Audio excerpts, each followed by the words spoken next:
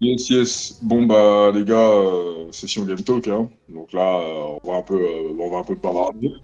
Donc, on va se lancer. Bon, bah, moi, c'est Joe, hein. Moi, c'est Joe. Bon, là, il manque Stéphane. Mais bon, c'est pas grave, on va faire une autre session. On va faire une autre session avec lui. En tout cas, si vous avez vu les vidéos Game Talk, c'est celui qui est avec moi. Donc, il y a Idriss et il y a Voilà. Stéphane. Et donc, voilà, après, les gars, je vous laisse vous présenter, hein. Ah, Bon, voilà, ça, vous vas-y. connaissez, hein. Idriss, vous connaissez, j'étais là avant. Les gars, Euh, présentez-vous. Voilà. Vas-y, Iman, vas-y, commence. Du coup, moi, c'est Iman. Je suis un ami d'Idriss. Et là, je vais essayer d'apporter un avis assez pertinent, si je peux. Et voilà, c'est tout. Ok, parfait. Vas-y, Moussa. Vas-y, bah, moi c'est Moussa. Et pareil, je suis un ami d'Idriss et j'ai un média de basket aussi. Voilà. Les gars, n'hésitez pas, Baggy Ball, c'est son média. Il y a YouTube, ok. TikTok, Instagram, n'hésitez pas à vous abonner. Tout sera dans la description, tout sera partout. Les liens, ils seront partout. Même Iman, ton Instagram sera là. Après, vous, voilà, Joe, moi, vous connaissez déjà, hein. Du coup, pas besoin de tergiverser plus que ça. Moi, je voulais parler d'un sujet en priorité.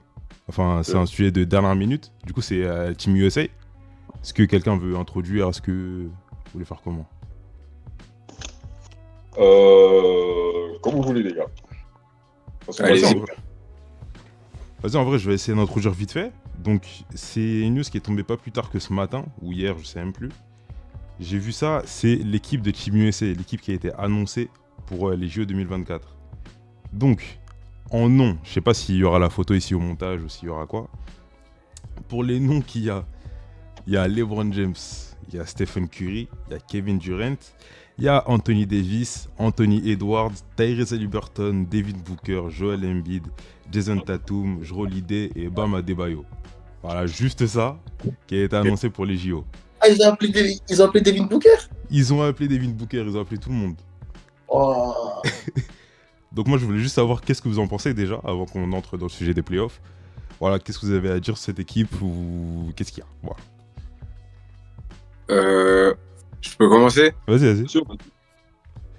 Euh, L'équipe en elle-même, forcément, elle va être effrayante et je pense qu'elle va tout écraser. Mais face à des équipes comme l'Allemagne Hmm. ou la France, déjà, vraiment des joueurs FIBA, tu vois. Je pense que je sais pas si ça va être aussi facile que ce qu'ils disent, tu vois. Après, c'est quand même une Dream Team sur le papier, etc. Ouais. Mais face à des équipes FIBA, Hmm. il y a des équipes, quand même, elles font des bonnes surprises, etc. Et même la raison pour laquelle ils envoient ces Avengers-là, c'est Hmm. parce que le monde, tu vois, ils ont eu des difficultés. Après, c'est pas les mêmes joueurs. Après, c'est vrai que là, c'est du LeBron, c'est du KD, etc. C'est des mecs Ouais. qui savent jouer en FIBA. Mais j'attends de voir quand même contre nos Bleus, même si ces derniers temps, c'est pas trop ça. J'attends de voir quand même contre les Bleus, contre l'Allemagne, contre pas les autres équipes. J'arrive. Parce que, vas-y. Mais après, genre, tu vois, je vois ce que tu veux dire pour par exemple l'Allemagne ou quoi. Après, il y aura les équipes de l'Est aussi où il faudra faire attention, tu vois. Ouais, Il y aura ouais. la Slovénie, il y aura les trucs, il y aura... Attends, avec qui Serbie. Slovénie, Slovaquie? Ouais, Serbie aussi. Même l'Espagne, Serbie, l'Espagne, faudra faire attention à eux aussi. Parce que l'Espagne, ils sont Espagne plutôt aussi. dangereux. Ouais. Après, bien Mm. sûr, il y a la France, il y a l'arrivée de Wemby, il y aura le Canada, duo avec Russell. Ouais, Canada aussi, t'as raison. Il y a l'arrivée de Wemby, l'arrivée de. Enfin, l'arrivée du duo avec Rudy Gobert. Il y aura tout ça, il faudra ah, faire gaffe quand même. ouais. Parce que la raquette de Team USA, ça va être Embiid et qui? Il y Ils a ont pris qui? Embiid, Anthony Davis. Davis Anthony et Bam Davis. Adebayo. Davis et Bam. Ouais. Ouais. Je pense que Wemby, ce qu'il a montré face à ces mecs-là, Hmm. en plus en FIBA, je pense qu'ils vont être forts quand même. Je dis pas que Team USA vont être mauvais face à Wemby, etc. Je dis pas que c'est Wemby qui va forcément nous faire gagner les matchs. Mais Ouais. Wemby Gobert, je pense que ça peut être quand même très, très, très létal aussi. Donc, à voir comment ça va s'organiser, à voir si l'équipe de France aussi va réussir à faire du sérieux. Mhm. Mais en tout cas, l'USA, elle reste effrayante dans tous les cas, tu vois. Je capte. Jo, t'as un truc à dire? Ouais, alors bah, déjà comme tout le monde, hein, je trouve que l'équipe sur le papier elle est effrayante. Après, des fois, il faut pas toujours s'arrêter sur le papier parce que on a connu hein, des années où sur le papier c'était un truc de ouf, on s'est dit ouais, y a pas de doute, mais au final ils se sont fait surprendre, tu vois. Mhm. Bon, après là, je pense que ils ont décidé de vraiment envoyer du lourd pour faire du sale. Mais voilà, je me dis que ça dépend de l'alchimie. Si l'alchimie est bonne, oui, il n'y a pas de problème. Mais déjà, comme on sait que les Américains se basent beaucoup sur les individualités, Ouais. moi, comme j'ai dit, je pense que pour les stopper, ou en tout cas pour leur créer des problèmes, il faut vraiment pratiquer un jeu européen. Hmm. Donc, je m'explique, le jeu européen, c'est donc basé sur le collectif. Là, tout le monde charbonne. Et tu prends par exemple l'équipe de France, ce qui est bien, c'est que ils ont les armes pour lutter contre les Celtes, dans le sens où il y a des mecs qui jouent en NBA, mais il y a aussi des mecs qui jouent en Europe, donc Euroleague. Donc il y a tout un mix qui fait que si c'est bien orchestré, si la chimie est bonne, ils peuvent faire quelque chose. Parce qu'en plus, comme tu l'as dit, Iman, et c'est vrai, il y a les règles FIBA. Donc eux, ils connaissent ça. Donc ils sont ils sont plus à l'aise avec ça, en fait, tu vois. C'est quand, par exemple, tu prends la session 4, là, les États-Unis se sont fait niquer, en fait. Et là, on a compris que le basket européen, c'est plus des LOL, tu vois. Donc, le truc, c'est que je pense que la France a des problèmes. Et en plus, il y a un contexte, c'est en France. Ils doivent revenir revanchards parce que au dernier mondial, là, c'était une catastrophe. Donc là, ils peuvent pas se couper. Surtout quand je dis là, c'est en France. En plus, il y a des gars comme Wemby, tout ça. Donc là, je pense qu'ils vont envoyer du très très lourd. Mais je pense que le détail qui va faire la différence, c'est le coaching. Hein. Là, franchement, faudra vraiment, vraiment pas se louper parce que là, il y a de quoi faire. Ouais. Et je pense qu'il devrait donner la chance. Moi, je pense qu'il devrait tenter des choses. Il devrait donner la chance à la jeunesse qui a faim, en fait. Mais à part ça, je pense que le Canada peut créer quelques problèmes, mais à l'intérieur, c'est pas suffisant pour vraiment lutter contre les States parce que c'est bon, mais c'est pas encore assez suffisant. Et puis effectivement, l'Allemagne aussi, des petites fouines comme ça, il faut s'en méfier. Ouais. Et ouais, les équipes de l'Est, hein. Ouais, Eux, ça, c'est des valeurs sûres, donc voilà. Mais en tout cas, je pense que la France peut faire quelque chose. Et ouais, tout va dépendre du coaching pour moi. Je capte. Et Bilal, il va jouer du coup, il va revenir il sera à temps par rapport à sa blessure ou pas? Je sais J'ai du pas tout, j'ai vérifié pas regardé. personnellement, mais j'espère. J'avais entendu que il allait pas se faire opérer et du coup il y avait des chances qu'il puisse être là pour les JO. Mhm. Mais bah, parce que s'il est là, franchement, c'est un autre truc qui peut être déterminant pour l'équipe de France, je pense. Quand même. C'est ça, c'est un point en plus, surtout en défense. Ouais, surtout. Ouais. Juste, là, il y a Moussa qui est parti pour 10-15 minutes, parce qu'il a des gens chez lui, il doit les aider. Du coup, il y a Moussa qui arrive, il reviendra après, du coup. Okay, mais là, ce matin, juste en voyant l'équipe, j'avais déjà une petite hot take, déjà. Je me suis dit, sans penser aux équipes européennes, sans penser à tout ça, je me suis dit, est-ce qu'il y a moyen que cette équipe-là des États-Unis peut ressortir invaincue du tournoi? Oui. Je me suis posé la question. Il y a un monde. Moi, perso, je dirais que Anthony Edwards, ce qu'il a montré à la dernière compétition, c'est jouer en FIBA, tu vois. C'est ça. Et il dit, Jeux Olympiques de 2021, je crois. C'est ça, 2021? Oh, ouais. Très, très bien joué 2020. aussi. 2020 Ouais. Il s'est très bien joué aussi. C'était combien? C'est 2020, mais ça s'est passé en 2021. Ouais. Et très bien joué aussi. Tatum, bah, on l'a vu aussi en même temps que KD. Le On, on sait déjà depuis avant. Donc, ils ont quand même des joueurs qui. Et Embiid, ça m'a l'air intéressant quand même. Parce que c'est un cheat code, ce mec. Donc, tous ces éléments-là. Après, il faudra voir du côté de la défense. Il faudra voir aussi côté organisation. Parce que même si tu as tous ces mecs-là, mais c'est des mecs qui ont besoin de la balle, tu vois. Avec tout ça, mais après, tu as quand même Haliburton aussi. Il y a plein d'éléments que tu peux finir invaincu quand même. Après, déjà, pour moi, pardon de te couper, mais pour moi, genre, sur le côté de la défense, pour moi, ils sont bien. Hein. Parce que quand tu vois, il y a des Jrue Holiday pour la main, il y a des Bam Adebayo, il y a des Anthony Davis, même Joel Embiid. Pour moi, la défense, c'est carré déjà, tu vois. Après, je sais pas si vous rajoutez d'autres joueurs ou quoi, mais pour moi, la défense, là, ça y est. Bah, apparemment, ils pensent à Kawhi Leonard pour le 12e joueur. Ça pourrait être lourd aussi. Ouais. Après, ouais, excuse-moi. Après, moi, je pense que en termes, comment dire, parce que oui, c'est vrai que c'est des mecs qui aiment la gonfle, mais je pense que là, les joueurs qu'ils ont pris sont assez intelligents pour laisser à la de temps en temps, tu vois. Parce que les mecs, ça c'est des mecs qui savent jouer sans ballon aussi et tout, et donc voilà, ils savent que tout le monde a besoin de manger. C'est sûr qu'il y a certains qui vont manger plus que d'autres. Après, ça à eux de voir, mais je pense que là, c'est vraiment des joueurs assez intelligents pour gérer ça en fait. Ouais. Je capte. Ok, bon. on met cette parenthèse JO sur le côté et on met cette parenthèse Team USA sur le côté. Là, on va rentrer dans le thème de la vidéo, du podcast, de l'émission, comme vous l'appelez, c'est pas grave. Les playoffs. Ouais. Déjà aujourd'hui, on est le 16. On est le 16 avril, si je dis pas de bêtises. Ouais, c'est ça. Ce soir, c'est les play-ins qui commencent. Donc, est-ce que déjà, on peut dire chacun de nos équipes favorites, est-ce que nos équipes sont qualifiées en play-off ou en play-in? Je vais commencer. Bon, j'ai pas le bon maillot, comme vous le voyez, mais je suis bien pour les Lakers. Je vous l'ai dit plusieurs fois, je suis pour les Lakers. Les play-ins, c'est chaud, mais bon, on va voir. On va enchaîner. Jo? Bah, moi, tu connais, hein, Lakers à vie. Hein. Bon, Lakers là, aussi. Pels. Ouais, mais pour moi, ils peuvent passer les Pels, hein, c'est pas un problème. Bon, la suite, on en parlait de toute façon. Mais je pense que pour les play-in, ouais, ça va le faire. Je capte. Iman? Moi, perso, de base, je suis pour les Lakers. Mais pour des circonstances qui, voilà, Ouais. j'ai pas envie qu'un certain gars gagne dans notre équipe. Mais de base, je suis pour les Lakers. Ouais. Mais cette année, j'ai envie de voir quand même, je sais pas, Anthony Edwards prendre son titre. J'aimerais bien quand même. Un Giannis en mode revancheur parce que les critiques, il les prend. Et je trouve que ce mec est trop de côté. On en parlera quand on parlera des trophées. T'inquiète, on va en parler. Et trop de côté, donc, les Bucks aussi, j'aimerais bien aussi. Mais bon. Ok, je vois. Ok, bah vas-y, on va directement rentrer dans le sujet. Déjà, on va commencer par les play-in parce que ça commence aujourd'hui. Côté Ouest, aujourd'hui. Ouais, côté Ouest. Du coup, on a les Lakers et les Pelicans.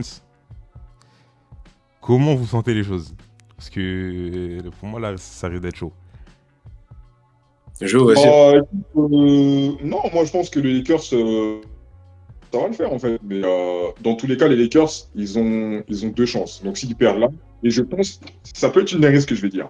Mais s'ils perdent là et qu'au prochain match, ils gagnent, je pense qu'au playoff, ils vont pouvoir commencer correctement. Parce que le truc, c'est que là, les Pels, bon, ils sont relous, les Pels. Mais à l'expérience, je pense que les Lakers peuvent passer. Mais le truc, c'est que si les Lakers passent, ils mangent Denver au premier tour. Merci. Alors que si là, ils perdent, ils ont encore une chance en play-in.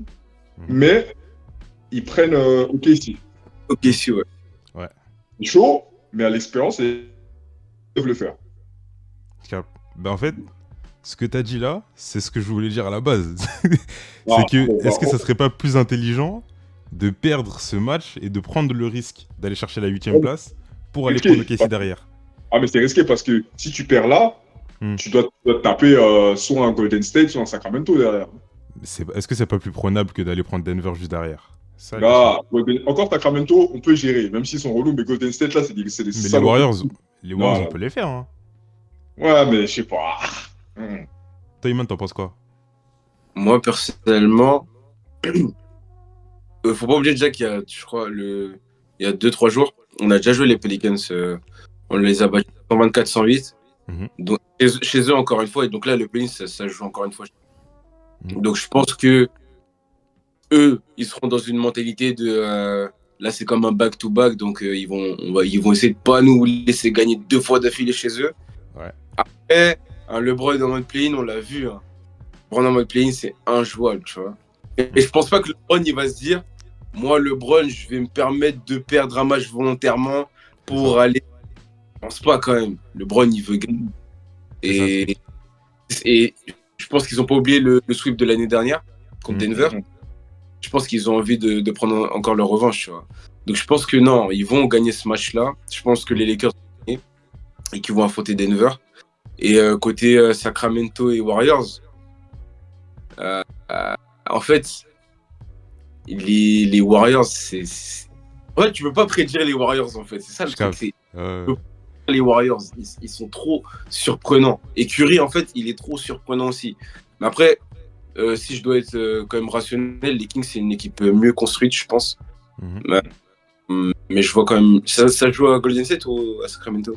Je sais plus. Regarde. Ça joue à Sacramento, je crois. Sacramento? Pas sûr, mais je crois. Mais si ça joue à Sacramento, je pense que les Kings, ils gagnent quand même. Je pense. Ouais. Et après, Kings Pelicans, pour le deuxième match de play-in, je pense que les Kings, ils passent encore. Donc un Kings, je vois, et en bas, un Denver Lakers, du coup. Ok. Après, tu vois, pour le Denver Lakers, Le truc, c'est que cette saison, on n'a gagné aucun match contre Denver. Déjà ça, c'est dur. On n'a gagné aucun match. On a enchaîné ça avec le sweep de l'année dernière en playoff. Donc peut-être que la mentalité revancharde, on peut l'avoir. Mais si on continue sur cette lancée-là, ça risque d'être très compliqué, tu vois. Parce qu'à l'intérieur, ok, Anthony Davis, il est bon, mais comment il s'est fait manger par Jokic. Chaque fois, c'est comme...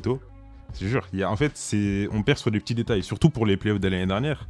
Parce que, ok, on s'est fait sweep, mais chaque match, il a été hyper serré. Ça allait même pas à plus de 5 points, je crois, par match, un truc comme ça. Ouais, quelque chose comme ça, ouais. C'est ça. En fait, on perdait juste sur des erreurs de rebond, sur des erreurs défensives, surtout sur les rebonds. Les rebonds, c'était hyper important. Et c'est ça. C'est si on reprend avec un truc comme ça, avec les mêmes capacités à l'intérieur, les mêmes capacités à l'extérieur, les shoots extérieurs qui sont ratés, les rebonds qui sont pas pris, ça risque d'être compliqué. Encore pour OKC, ça peut passer. Et pour Denver, ça risque d'être très compliqué. Surtout si on a un Jamal Murray en forme, etc. Tu vois. Attention, parce que ce qu'il faut pas oublier, c'est que la saison dernière, malgré tout, les Lakers arrivent en finale de conf, mais c'était une équipe reconstruite entre-temps. Tu vois ce que je veux dire? Au cours de ce que là, ça fait un moment qu'ils jouent ensemble, donc ils se connaissent beaucoup mieux. Maintenant, à l'inverse, c'est que Denver, ils restent dangereux parce que c'est un effectif vraiment qui a duré et tout, c'est bien huilé, tu vois. Donc, franchement, voilà, il y a moyen que ça soit un bon match-up bien serré, même si Denver c'est très très chaud parce que eux, la chimie elle est bien construite depuis, ils sont en confiance de malade, qui est Jamal Murray ou pas, sachant que Jamal Murray est revenu, c'est relou. Mais après, ouais, en tout cas, par rapport aux Lakers, faut pas oublier qu'il y a peut-être moyen parce que, comme je t'ai dit, tu vois, là, on va dire, ils ont pas trop changé l'effectif comparé à l'effectif qu'ils avaient eu la saison passée quand ils ont quand même réussi à aller en finale de conf. Donc, voilà, et en plus, Davis, cette saison, c'est bon, tu vois. Là, il n'y a pas de blessure, et c'est pas 30 matchs, je sais pas quoi, là. C'est ça, il a 76 matchs, je crois, j'ai vu la stat passer. Ouais, comme ça. Ouais. Franchement, il a rempli son contrat parce qu'il avait, il a pas fait 82, mais au moins, vas-y, tranquille, on accepte. Ça va. D'Angelo Russell, on le fouettait l'année dernière, là, c'est bon. Et là, il peut pas se louper, en fait. Là, il a vraiment intérêt de revenir en mode dur, tu vois. Bon, LeBron, on connaît. Hein? Lui, il faut le menacer de trade. À chaque fois qu'on le menace de trade, il devient chaud. Donc, ouais, il a compris, il n'a pas droit à l'erreur. Après, t'as des mecs, bon, Rui Hachimura, ça c'est du bon, tu vois. Austin Reeves, c'est très bon. Bon, après, à l'intérieur, il faut vraiment. En fait, on aura besoin de tout le monde. Tu vois, si tout le monde est là et en forme, il y a moyen. Ça va vraiment être chaud. Après, là, je sais pas si je suis objectif, parce qu'il y a toujours cet espoir-là. Mais en vrai, une équipe vraiment soudée, tu vois, s'ils viennent en mode revanchard, parce qu'il y a tout un contexte derrière tout ça, il y a moyen, mais ça va être chaud. Limite, j'y crois pas, mais quand même. Après, question de la tu soulevais, mais à l'intérieur, Cristiano est blessé, je le vois. Et Vanderbilt aussi est blessé. Et on se souvient il a été déterminant en défense. C'est ça. Et par rapport... moi, le petit truc où je me dis... l'année dernière, à 3 points, on était sur un nuage. Hein. Je sais pas si vous vous souvenez de Moura, mais à 3 points, il des matchs à 80%, des trucs comme ça. Je sais pas s'il va réussir à faire ça 2 années d'affilée, tu vois. Mais après, bon, là, on a un Anthony Davis un peu mieux en forme, un LeBron toujours aussi fort, et un D'Angelo Russell, comme tu l'as dit, qui est meilleur que l'année dernière. Mais défensivement, on perd quand même des atouts, tu vois. Donc après, on va voir comment ça va le faire, mais je sais pas, moi je reste quand même dubitatif pour les Lakers. Je vois. Après, il y a une nuance aussi. Comment? Tant que Vanderbilt, pour moi, n'est pas là, c'est chaud. Hein. Ouais, c'est pour ça que j'ai dit que le mec arrive en forme. Mais après, je sais pas qui compte revenir. Christian Wood aussi. Après, Vanderbilt, ça commence à m'énerver. Lui, il est trop souvent blessé. Là. mais j'aime bien. Quand on l'a repéré, tout le monde le disait que c'est un mec qui est toujours blessé. Toujours blessé. Donc bon... Je capte. Mais après, il y a une nuance, c'est que là, Denver, on les prend au premier tour. Alors que l'année dernière, on les a pris en finale de conf. L'année dernière, on sortait de Memphis, qui avait été chiant. Golden State, qui avait été chiant aussi. Et on a direct enchaîné avec Denver. Là, premier tour, si on tape, si on y va directement en forme, il y a un monde où on peut passer. C'est pour ça qu'il ne faut pas partir, je sais pas, 100% défaitiste. Il y a un monde où on peut passer quand même. Ouais, mais après, tu manges Minnesota ou les Suns. Il est là le problème. Soit Clippers. En vrai, Minnesota, je vois, ça va. En vrai, je pense que Minnesota, ça va. Les Suns, ça peut être un problème. Non, moi c'est l'inverse. Ah ouais? Ouais, En moi, Minnesota, c'est l'inverse aussi. Hein. Hmm. Ok, attends, vas-y, expliquez, vas-y. bah, Minnesota, en fait, pour moi, ils peuvent être relous parce que déjà, il y a la fougue d'Anthony Davis. Et lui, Anthony Edwards, excuse-moi, lui, il en a rien à foutre, tu vois. Jeune ou pas, c'est comme Mbappé. Il parle pas d'âge. Lui, il vient pour te casser la gueule. Tu vois ce que je veux dire? Après, t'as des mecs, bah, Gobert, à mon avis, lui, il va pas blaguer parce que toute l'année, on se fout de sa gueule et tout, machin. Il va dire, d'accord. En plus, là, il fait une très très bonne saison. Là, donc là, il aura beaucoup de choses à prouver. Et donc, je pense qu'il va se donner à 100%. Sachant que sur la fin de saison, il est excellent, faut dire la vérité. Autour, c'est du très très bon. Donc, je pense que Minnesota, c'est une équipe qui n'a pas peur, en fait. Peu importe l'expérience, rien à foutre. Ils jouent, ils sont là. Objectif gagné. Hmm. Phoenix, depuis même bien avant que la saison, j'y croyais même pas. Je sais pas, cette équipe-là, Ah ouais. je sais pas. Ouais. Voilà. Moi, je sais pas, il y a un monde, hein, parce qu'on les avait battus. C'était quoi? C'était au Play-in Tournament, je crois. Je sais même Ça. plus. Qui sont- Ouais, c'était Phoenix. Ah. Ouais. Play-in Tournament. In-season Tournament, Ah pardon. oui, Ouais. ouais, ouais. C'était là, et franchement, ils s'étaient bien battus, tu vois, surtout après le reste de leur saison. Je me dis que ça peut être un danger pour nous, tu vois, parce qu'avec un Kevin Durant en mode playoff, un Devin Booker en mode playoff, tu rajoutes des Bradley Beal, des trucs comme ça, je vois Ouais, mais pas beaucoup de monde passer les Suns, tu vois. moi, le souci que j'ai avec les Suns, c'est que bah, pour l'instant, ils n'ont pas de meneur de jeu. Leur meneur Ouais. de jeu, c'est en playoff. Saison régulière, ok, tu peux gagner des matchs avec ça, il n'y a pas de souci. Hmm. Playoff, ne pas avoir de meneur de jeu pur, c'est super dangereux. C'est Ouais. super.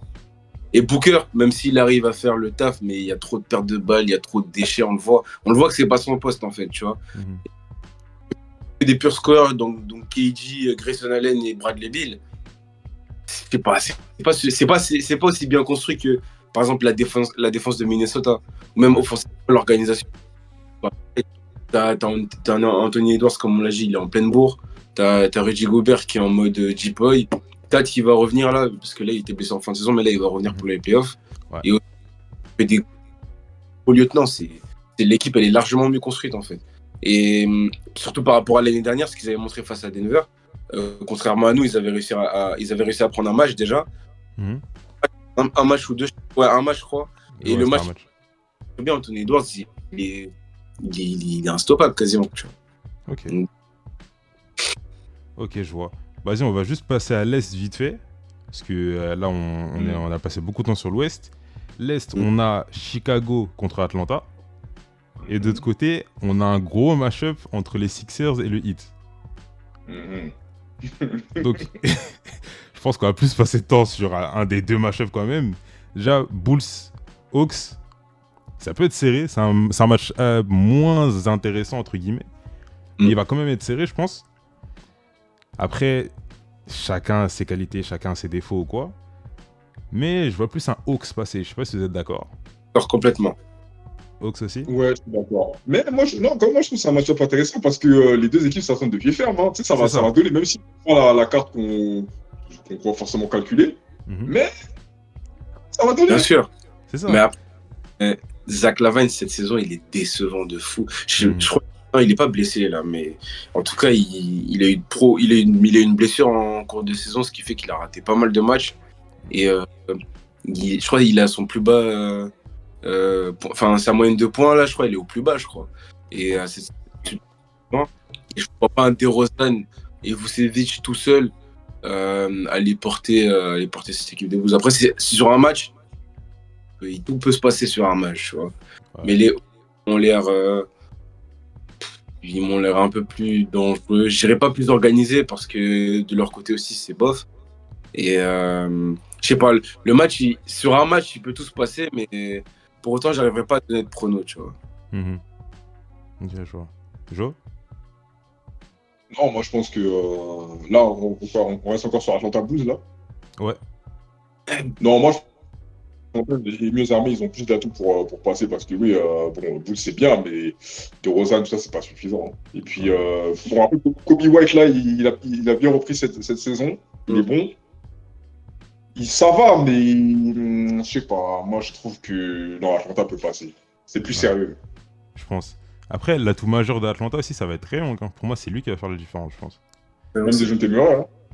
Ouais, mais ouais, j'avoue. Mais Trae Young, oui, bien sûr, Mais je c'est vois Trae lui Young, qui va pour faire moi, la il va vraiment faire la diff sur ce match, je pense. Voilà. Mais bon, on va passer sur l'autre qui sera beaucoup plus piquant, beaucoup plus intéressant. Sixers Heat. On a un Joel Embiid, ex-MVP, contre Jimmy Butler en mode playoff. Comment on va faire?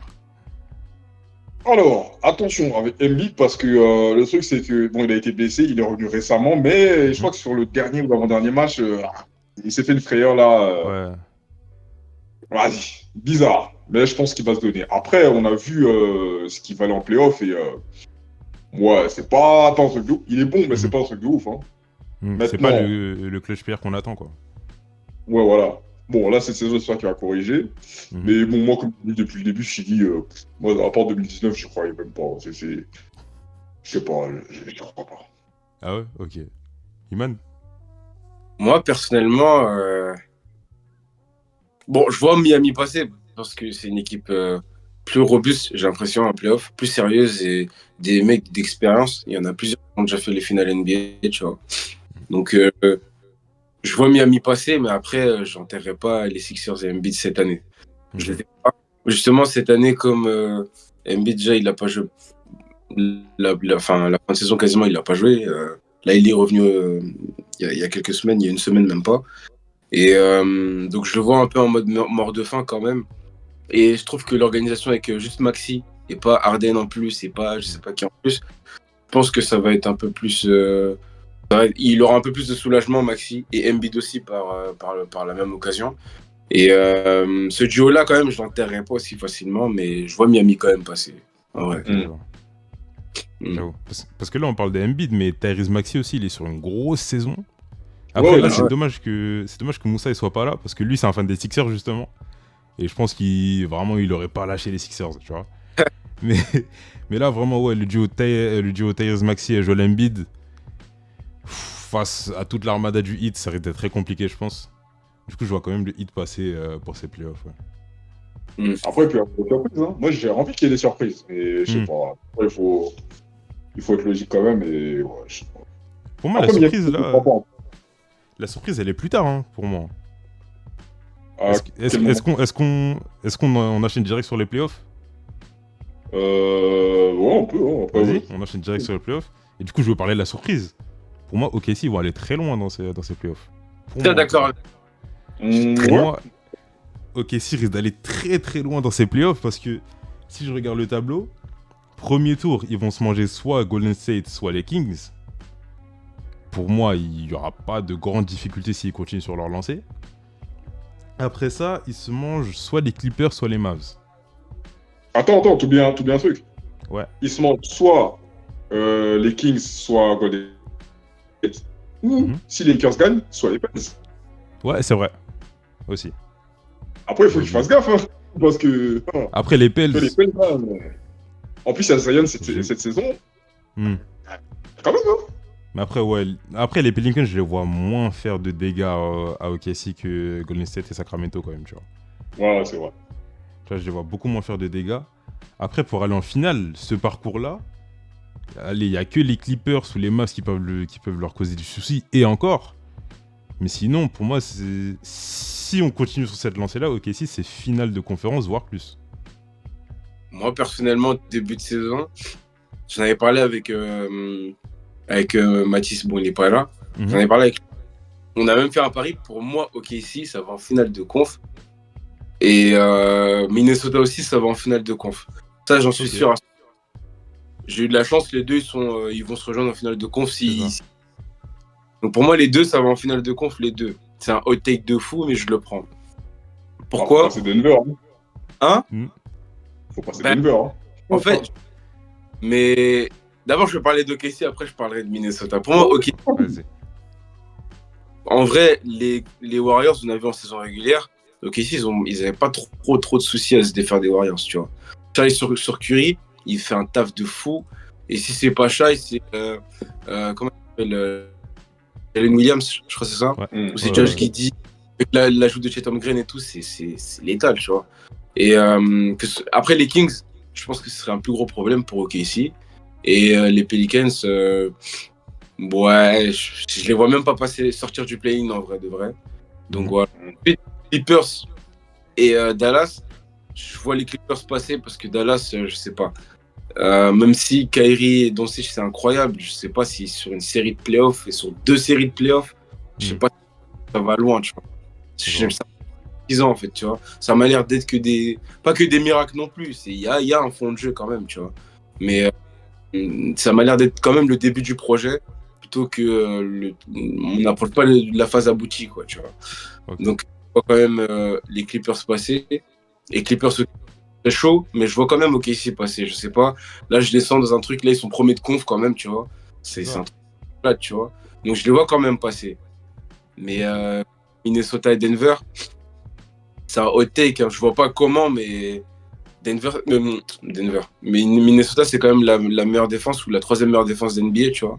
Je crois, ouais, un truc comme ça. Top 3, c'est minimum top 3 de meilleure défense d'NBA. Et avec un grand candidat Deepoy dedans, tu vois. Et offensivement, on a vu comment c'est organisé, c'est un truc de fou, tu vois. Donc, j'y crois.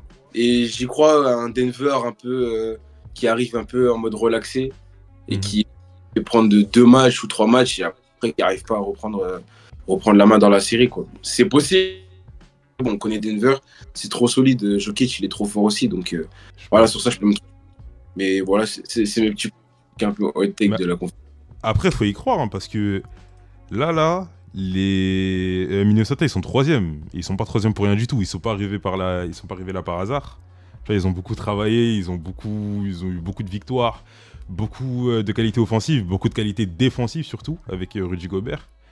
Donc franchement, ils sont pas là pour rien, tu vois. Ils ont vraiment une carte à jouer. Jo, toi, t'en penses quoi? Ouais, franchement, mais c'est comme j'ai dit, tu vois, Minnesota, ils sont.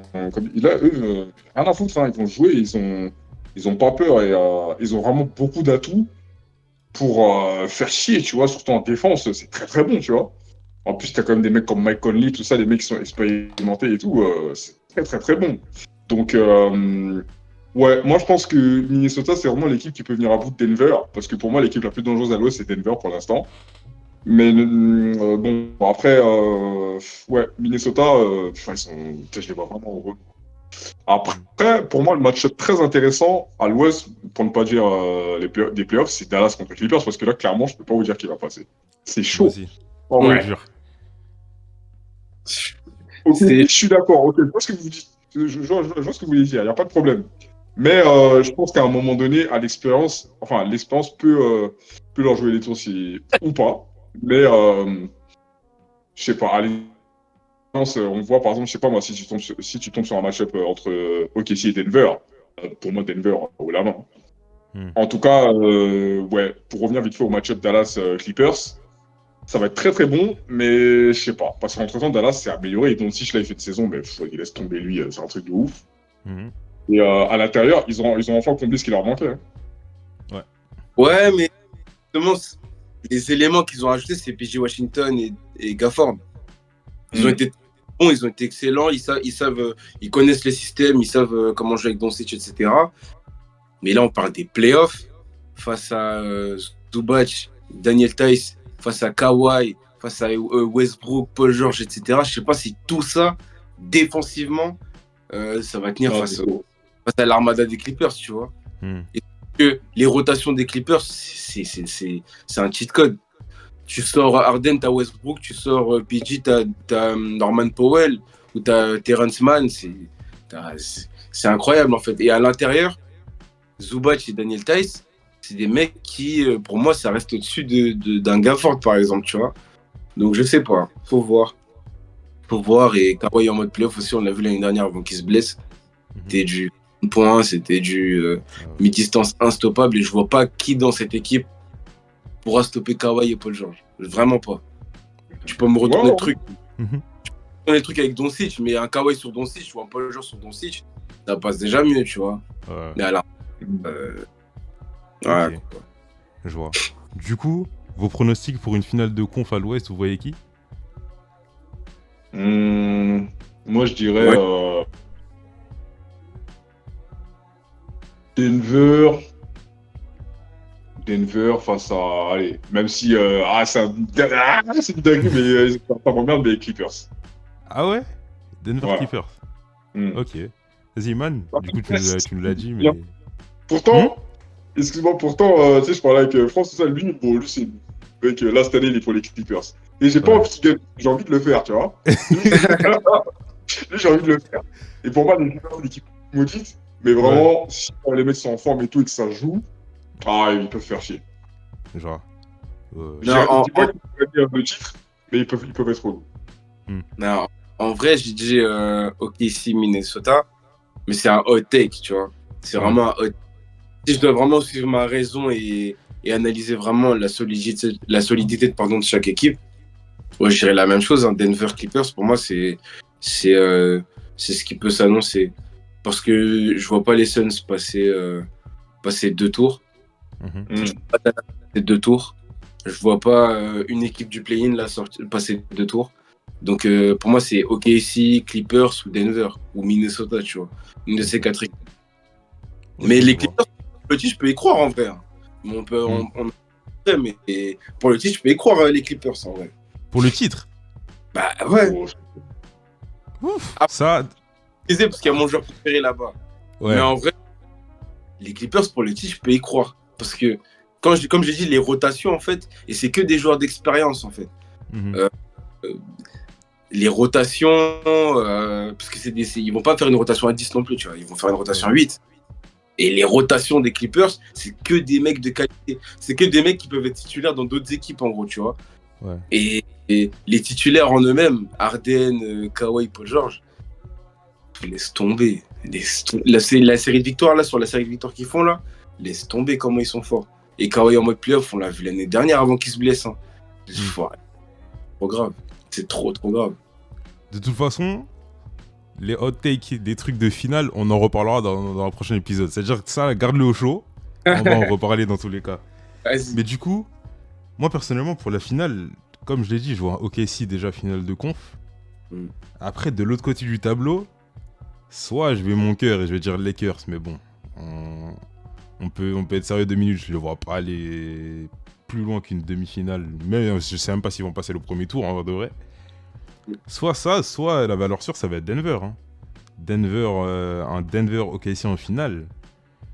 Pour moi, je pense que c'est le choix le plus logique en vrai.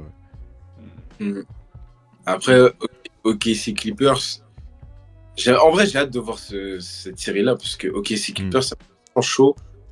Mais est-ce que les jeunes là d'OKC, en vrai, honnêtement, réussir à stopper Harden Parce qu'en fait, ce qui est grave avec les Clippers, c'est que Harden, il peut se muter en scoreur. Ouais. Paul George peut se muter en scoreur. Kawhi peut se muter en scoreur. Et Paul George et Kawhi, c'est des gros défenseurs. En fait, ça, c'est trop déterminant par rapport à des équipes jeunes comme OKC, par rapport à des équipes comme les Warriors, par rapport à des équipes comme Dallas aussi. Ces 3 mecs-là, en fait, c'est trop grave. Et sur le banc, t'as Westbrook. Ouais. Mais après, pour moi, avec OKC, ce qui va jouer, ça va être l'intérieur. Parce que Cheltenham Graham, là, aujourd'hui, il n'a pas beaucoup de concurrence. Moi, je voyais un Wemby, par exemple, mais Wemby et San Antonio, ils n'ont pas pu se qualifier, malheureusement. Mais après, là, Cheltenham Graham à l'intérieur, c'est très très fort. Parce que oui, il y a Wemby qui lui fait l'ombre, on le voit. Mais derrière lui, il suit, tu vois. Il suit, il est souvent en double-double, il fait souvent des grosses perfs. Il n'y a pas beaucoup de gens pour l'arrêter à l'intérieur. Défensivement, il est là. Offensivement, il est là. Ok, il lui manque un peu de physique. Par exemple, contre un Zubac, physiquement parlant, ça va aller, tu vois. Mais après, vraiment, je le vois faire des dégâts à l'intérieur. Surtout contre les équipes là qu'on a. Ouais. Du coup, pour moi, ça peut jouer à l'intérieur aussi, ok, si. Après, Ouais, l'extérieur, je dis pas, le talent, il est là, tu vois. moi, je suis pas forcément d'accord parce que, bon, Holmgren est très bon, mais il y a eu trop de matchs où c'était un peu léger. Hein. Même sur la fin de saison, voilà, en saison, alors imagine en playoff, je pense que On le voyait Holmgren, moins. pour son. En tout cas, Hein? En tout cas, sur l'aspect défensif, ça a toujours été solide chez Tom Green. C'est ça. Ouais, Sur c'est la- solide.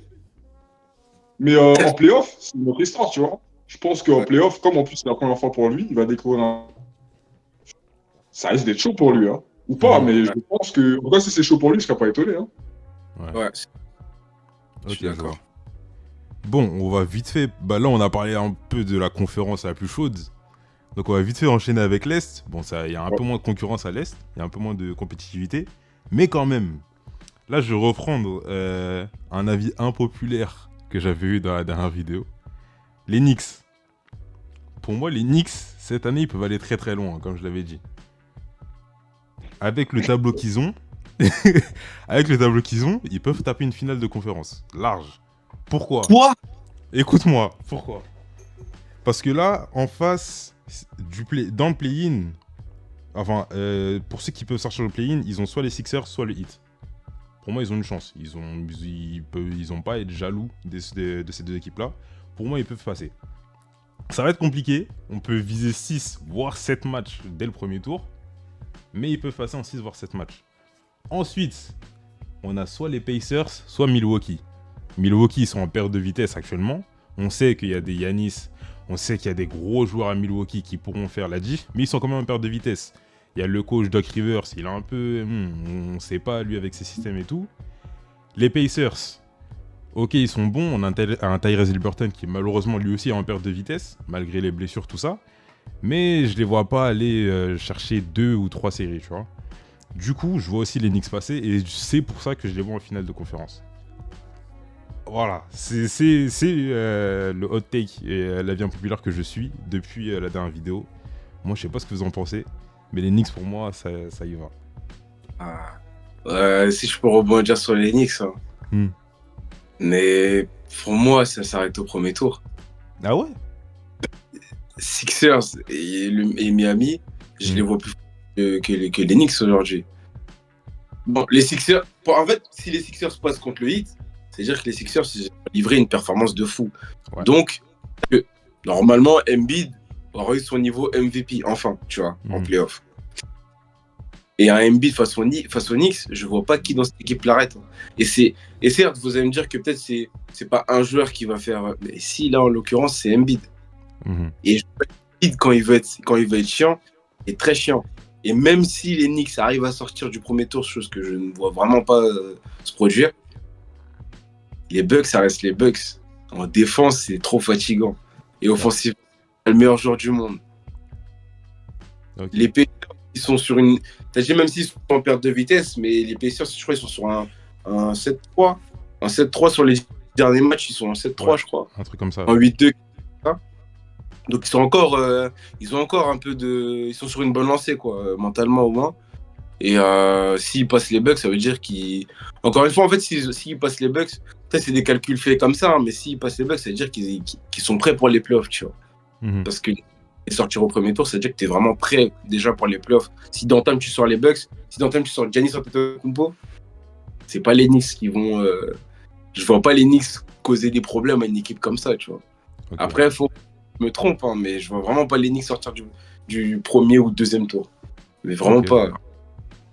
Ok. Je vois ton penses quoi? Alors déjà, juste pour rebondir un peu sur ton avis impopulaire, j'avoue, t'avais vu juste. Parce que clairement, bon, je les attendais dans le top 5, allez, peut-être 6e, mais là, je vois qu'à la fin de la saison, les Knicks sont 2e, j'ai dit, ok, d'accord. Après, l'arrivée d'OG Anunoby, ça leur a fait vraiment du bien, parce que c'était genre le type de joueur qu'il leur fallait. Et il correspond bien avec la vision de Thibodeau, donc, bon, on l'a vu chez Brunson, il est bouillant cette saison. Ouais. C'est bien huilé, c'est propre. Mais je pense que ça peut être des outsiders qui peuvent être relous en vrai, hein. Franchement. En vrai, parce que... Hein? En vrai, de vrai. Non, vas-y, continue. Parce que tu prends les Cavs par exemple. C'est du lourd, mais ils ont je sais pas, eux, j'arrive pas avec eux. Déjà que la saison passée, ils ont merdé, ils se sont fait sortir par New York. Là, je sais pas. Pourtant, sur le papier, c'est très très bon, hein. Mais en playoff, je sais pas, je comprends pas. Donc, voilà quoi. Et après, Milwaukee, bon, ça reste Milwaukee, mais je sais pas. Déjà, ils auraient jamais dû changer de coach. Pour moi, c'est trop bizarre. Et moi, là, je pense que aussi, ça va jouer sur le coaching, hein, sur l'entente entre les joueurs et le coach. Et après, Damien Lillard, il a intérêt de nous sortir une masterclass parce que sinon, là, il n'a pas droit à l'erreur. Bon, Giannis, il n'y a pas de problème. Dalton, c'est mon gars, je l'aime bien, c'est bon. Mais je pense que là, sur les playoffs, Holiday va leur manquer cruellement. Parce que t'as... Bon, ça, c'est hors contexte, mais comme j'avais dit, pour moi, je n'aurais jamais lâché du Holiday. En playoffs, c'est... Ouais. C'est du pain béni, on peut dire. Je te jure. Mais donc, vite fait, pour revenir à New York, ouais, je pense que New York peut faire quelque chose. Ouais. Franchement, vu comment ils jouent, vu comment ils sont en confiance, il y a moyen. Bah, Ok, si je parfait. peux Vas-y. rebondir sur ce que je viens de dire, tu as parlé de coaching, hein, et imaginons dès le premier tour, parce que c'est vraiment possible hein, qu'il y ait un Game 6, ça aille jusqu'au Game 6 ou Game 7 au premier tour pour les Knicks.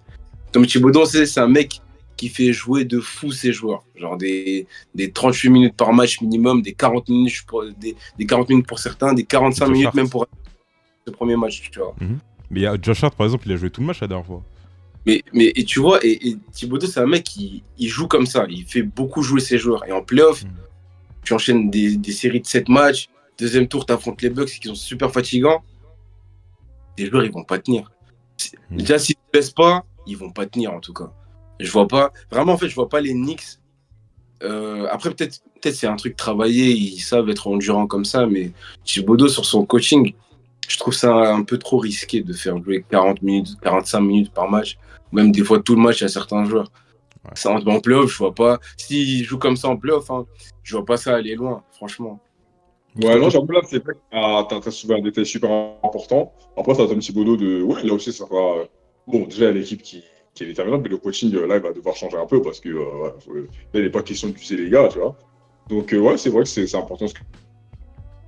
Mais bon, de toute façon, ça va se vérifier. Hein. Mm. Et bon, après, connaissant Thibodeau, je pense pas qu'il va changer sa méthode. Ah non. À lui d'être malin. Après, s'il fait ça contre des grosses équipes, genre Milwaukee, je peux comprendre. À condition d'alléger un peu. Non, même pas. Si sur le premier tour, il sacrifie pas trop ses joueurs, mais après, il les fait jouer longtemps contre Milwaukee, ok. Moi, ça me. Parce qu'il a pas le choix, en fait. Ouais.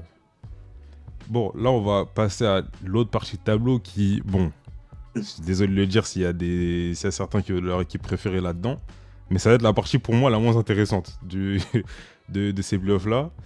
Parce qu'il y aura qui? Il y aura potentiellement soit les Bulls, soit les Hawks. Il y aura Cleveland, Orlando. Et l'autre équipe qui, pour moi, va aller en finale de conférence, c'est Boston. Bien Moi, sûr. je vois Boston rouler sur cette partie du tableau. Sûr. Vraiment, genre, soit les Bulls, soit les Hawks. Attention peut-être aux Sixers, s'ils passent de Sixers Heat, pardon. S'il y a un des deux qui passe de l'autre côté, pourquoi pas avoir un bon match-up au premier tour. Mais si les Boston passent au premier tour là, je suis désolé, hein, mais Cleveland ou Orlando, pour moi, c'est... Ouais. Je sais pas, 5 matchs, voire un sweep. Allez, soit voire un sweep. Et du coup, pour moi, ouais, tu vois. Pour moi, on va vers un New York-Boston en finale de conf. Après, le gagnant pour ce match-là, je sais pas. On va le voir plus tard, ça, de toute façon. Mais pour moi, ouais, Boston va rouler sur cette partie du tableau. Ouais, pareil. Moi, je pense que là, Boston, c'est direction les finales de conf direct. Hein. Limite, il n'y a même pas besoin de jouer. On sait très Je te jure. Ouais. D'accord. Pour moi, c'est au premier tour, ouais, peut-être pas un sweep, on va pas abuser. Cleveland ou Orlando, c'est sweep. Ça va aller très, très vite. Et je les vois les mêmes en finale NBA. Hein. Au-delà de finale de conf, en finale NBA. Et pour mes finalistes de conf, du coup, Boston, forcément. Ouais. Et je mets une pièce quand même sur les Bucks, hein, parce que je les enterrerai pas aussi facilement. Certes, ils sont une mauvaise série en saison régulière. Certes, après, Giannis était blessé les 2 derniers matchs ou 3 derniers matchs. Certes, ils sont sur une mauvaise série. Certes, il y a beaucoup d'histoires autour du coach, etc. Ils ont quand même le meilleur joueur du monde dans l'équipe. Et c'est pas le meilleur joueur du monde comme Jokic qui est juste bon d'un côté du terrain. C'est un mec dominant des deux côtés du terrain. Et à la main, même s'ils ont perdu Jrue Holiday, ils ont quand même Damian Lillard qui en playoff, on sait déjà comment il est. C'est un mec qui a déjà ramené Portland en finale de conf. Ils ont pour le suppléer, ils ont Patrick Beverley. On sait que c'est un chien de garde de fou. En termes de défense, il peut vraiment alléger Damian Lillard, tu vois. Et après, voilà, il y a les mecs comme Chris Middleton, on les connaît. Les mecs comme Bobby Portis, on les connaît déjà. On sait comment en playoff ils sont. Lopez, c'est un mec qui est super propre, tu vois. Donc, je mets quand même une paix sur les Bucks. Je les vois pas sortir aussi facilement face à Indiana, même si cette saison, si on s'en rappelle bien, une season tournament, etc., c'était les Pacers qui ont gagné. Et ils ont enchaîné, je crois, 2 victoires même contre les Bucks. Ouais. Mais là, c'est les playoffs, c'est autre chose. Et Giannis, C'est un code, ce mec. Je capte. Ouais, Ok, ouais, bah, ouais. ouais. À voir. Mais après, ouais, Milwaukee, je sais pas. Bon, même si ça reste Milwaukee, mais je sais pas. Là, j'ai du mal pour l'instant. Ah bah, avec se transformer. Mais en tout cas, ce qui fait qu'il y ait une surprise de ouf, genre Boston qui sort au premier tour. Là, comment ça va Ouais. rebattre toutes les parts. Je te Ouais, jure. Là, c'est ça que je... Là, ça rejoue tout. Ça change Là, tout. Hein. Ça va tout J'avoue. changer. Là. Genre, je Je sais pense. pas, un Denver et Boston qui sortent au premier tour. Là, ça va rebattre les cartes. Bien sûr. Mhm. Ouais, en vrai, c'est le seul truc qui pourrait rendre cette partie de tableau intéressante. Mm. Sinon, s'ils sortent pas, c'est autoroute, direction finale de conf. Ils Ouais. peuvent pas sortir. Impossible. Pour moi, Boston, ça va en finale NBA et sans trop de difficultés. Hein. Je les vois pas. En tout, hein, sur tous les matchs avant d'arriver en finale, je les vois pas perdre plus de 4 matchs. Hein. Franchement. Ouais, je vois. En série, Il y a un gros moyen. je les vois pas perdre plus de 4 matchs en vrai. Franchement. Après, on va voir s'ils prennent le coup. Parce que là, pour moi, Boston, là, c'est la saison que jamais. Hein. Ouais, Parce que c'est bon. À un moment donné. Ouais, mais même l'année, je pense pas que Tatum Brown ça part. Je pense pas que Jrue Holiday non plus il part l'année prochaine. Mais Porzingis, là, l'ajout de Porzingis, c'est trop grave. C'est beaucoup trop grave. Et c'est ce qui leur manquait en vrai. C'est vraiment ce qui leur manquait. Un Porzingis à ce niveau-là et sans blessure, tu vois. Et face à des Evan Mobley chez les Cavs ou Jarrett Allen, ça va passer, c'est sûr. Face à Banchero, ça manque d'expérience. Face à Vucevic, ça va passer aussi. À Atlanta, je sais même pas c'est qui l'intérieur. C'est John Cl- c'est Capella. Capella, ouais. Capella et Okongwu. Congo Capella, c'est pas suffisant pour Boston. Pour Boston. Et là, c'est là où je vois Milwaukee vraiment s'incliner et peut-être même s'incliner assez rapidement. Mais pas avant, vraiment, pas avant. Ok. Après, bon, Mais c'est un d'accord. autre débat. Donc là, on a passé un peu cette phase playoff. On a vu un peu les pronostics de chacun, tout ça. On va partir à la dernière partie, du coup. Les titres. On a le titre. On a beaucoup de discussions sur les titres. Notamment le titre de MVP. Le titre de défenseur de l'année. Du coup, on va laisser ces deux titres-là pour la fin, déjà. On va commencer avec le titre de MIP, déjà. MIP, vous pensez voir qui en MIP? Moi, personnellement, même si il me semble qu'il n'a pas forcément été cité, moi, j'avais 3 noms en tête. Jonathan Kuminga, Alperen Sengun et Tyrese Haliburton. Ouais. Mais à choisir, alors déjà, après, si je filtre encore un peu, j'aurais mis en dernière course Alperen Sengun et Jonathan Kuminga, et je pense que j'aurais voté Kuminga. Ah ouais? Ouais. Ah là, cette saison, il est très bon. Après, Sengun, là, s'il n'était pas blessé, je pense qu'il aurait fait encore des trucs de ouf, mais Sengun, très très chaud cette Ouais, saison. Sengun, il était de bon. Limite, Jokic. ouais, bébé, tu sais, c'est franchement, je dis Kuminga, mais non, Kuminga quand même. Ok. Ah ouais. Ça, Ouais, franchement, Kuminga, c'est intéressant. C'est intéressant à voir, en vrai. Moi, il y a un nom que t'as pas sorti, ça m'étonne. Hein. Moi aussi. Jalen Williams de KC, là, cette année. Ah, on Euh, a Ouais, pas non, le même. je l'ai pas sorti aussi, c'est vrai. Même Tyrese Maxey, en vrai. Harris Maxi aussi, j'y ai pensé. Pour moi, c'était les deux que je voyais peut-être prendre le MIP. Mais après, cette année, vraiment, par rapport à l'année dernière, j'ai des idées un peu moins claires là-dessus. Mais Jalen Williams et Harris Maxi, c'est mes deux favoris, je pense. Alors, moi, personnellement, j'ai un nom. Vous l'avez pas du tout cité. Je sais pas s'il peut faire encore partie de la course. Mais Jalen Brunson, les mecs. Non, Jalen bah, Brunson. non. Je En pense vrai qu'il de vrai. là, je pense. Hmm Je pense pas qu'il sera dans les candidats MIP. Ouais. Il y a un monde, hein. Ouais, après... Non, mais je vois ce que tu veux dire, parce que là, c'est vrai qu'il prend une autre dimension. Là, il est vraiment en chaud. Mais je pense que là, c'est plus. Il faut plus parler du délire All-Star ou pas. Et là, MIP, je sais pas. Là, je pense qu'il faut viser. Mais dis-toi, mi-saison, ça parlait de lui comme un prétendant MVP, en fait. C'est ça le truc. Ah. Donc, ouais, je pense qu'il sera dans ces. Brunson. Non, là, mais... Non, mais enfin, maintenant, il sera plus dans les discussions de meilleure progression. Il sera plutôt dans les discussions de meilleur joueur ou pas. Mais c'était l'année dernière pour qu'il a fait sa grande progression. Tu vois, okay, je vois.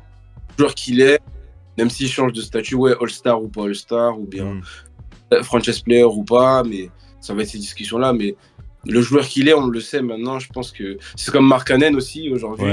Hmm. Je pense que, voilà, ils sont dans cette discussion-là. Après, c'est possible. Ok. Je sais pas s'ils le mettent encore. Après, les deux autres noms que j'avais, ouais, Tyrese Haliburton surtout. Et ouais, Sengun aussi. Moi, c'était les trois noms que j'avais. Bronson, Sengun et Tyrese Haliburton. S'il est dans la discussion, si il est éligible au titre, j'aurais mis Jalen Brunson sans problème, sans hésitation. Ouais. Après, maintenant, entre Tyrese Haliburton et Sengun, Alperen, comment on dit Alperen. Alperen, ah ouais. Ouais, Alperen. Pour moi, ça se tape un peu plus.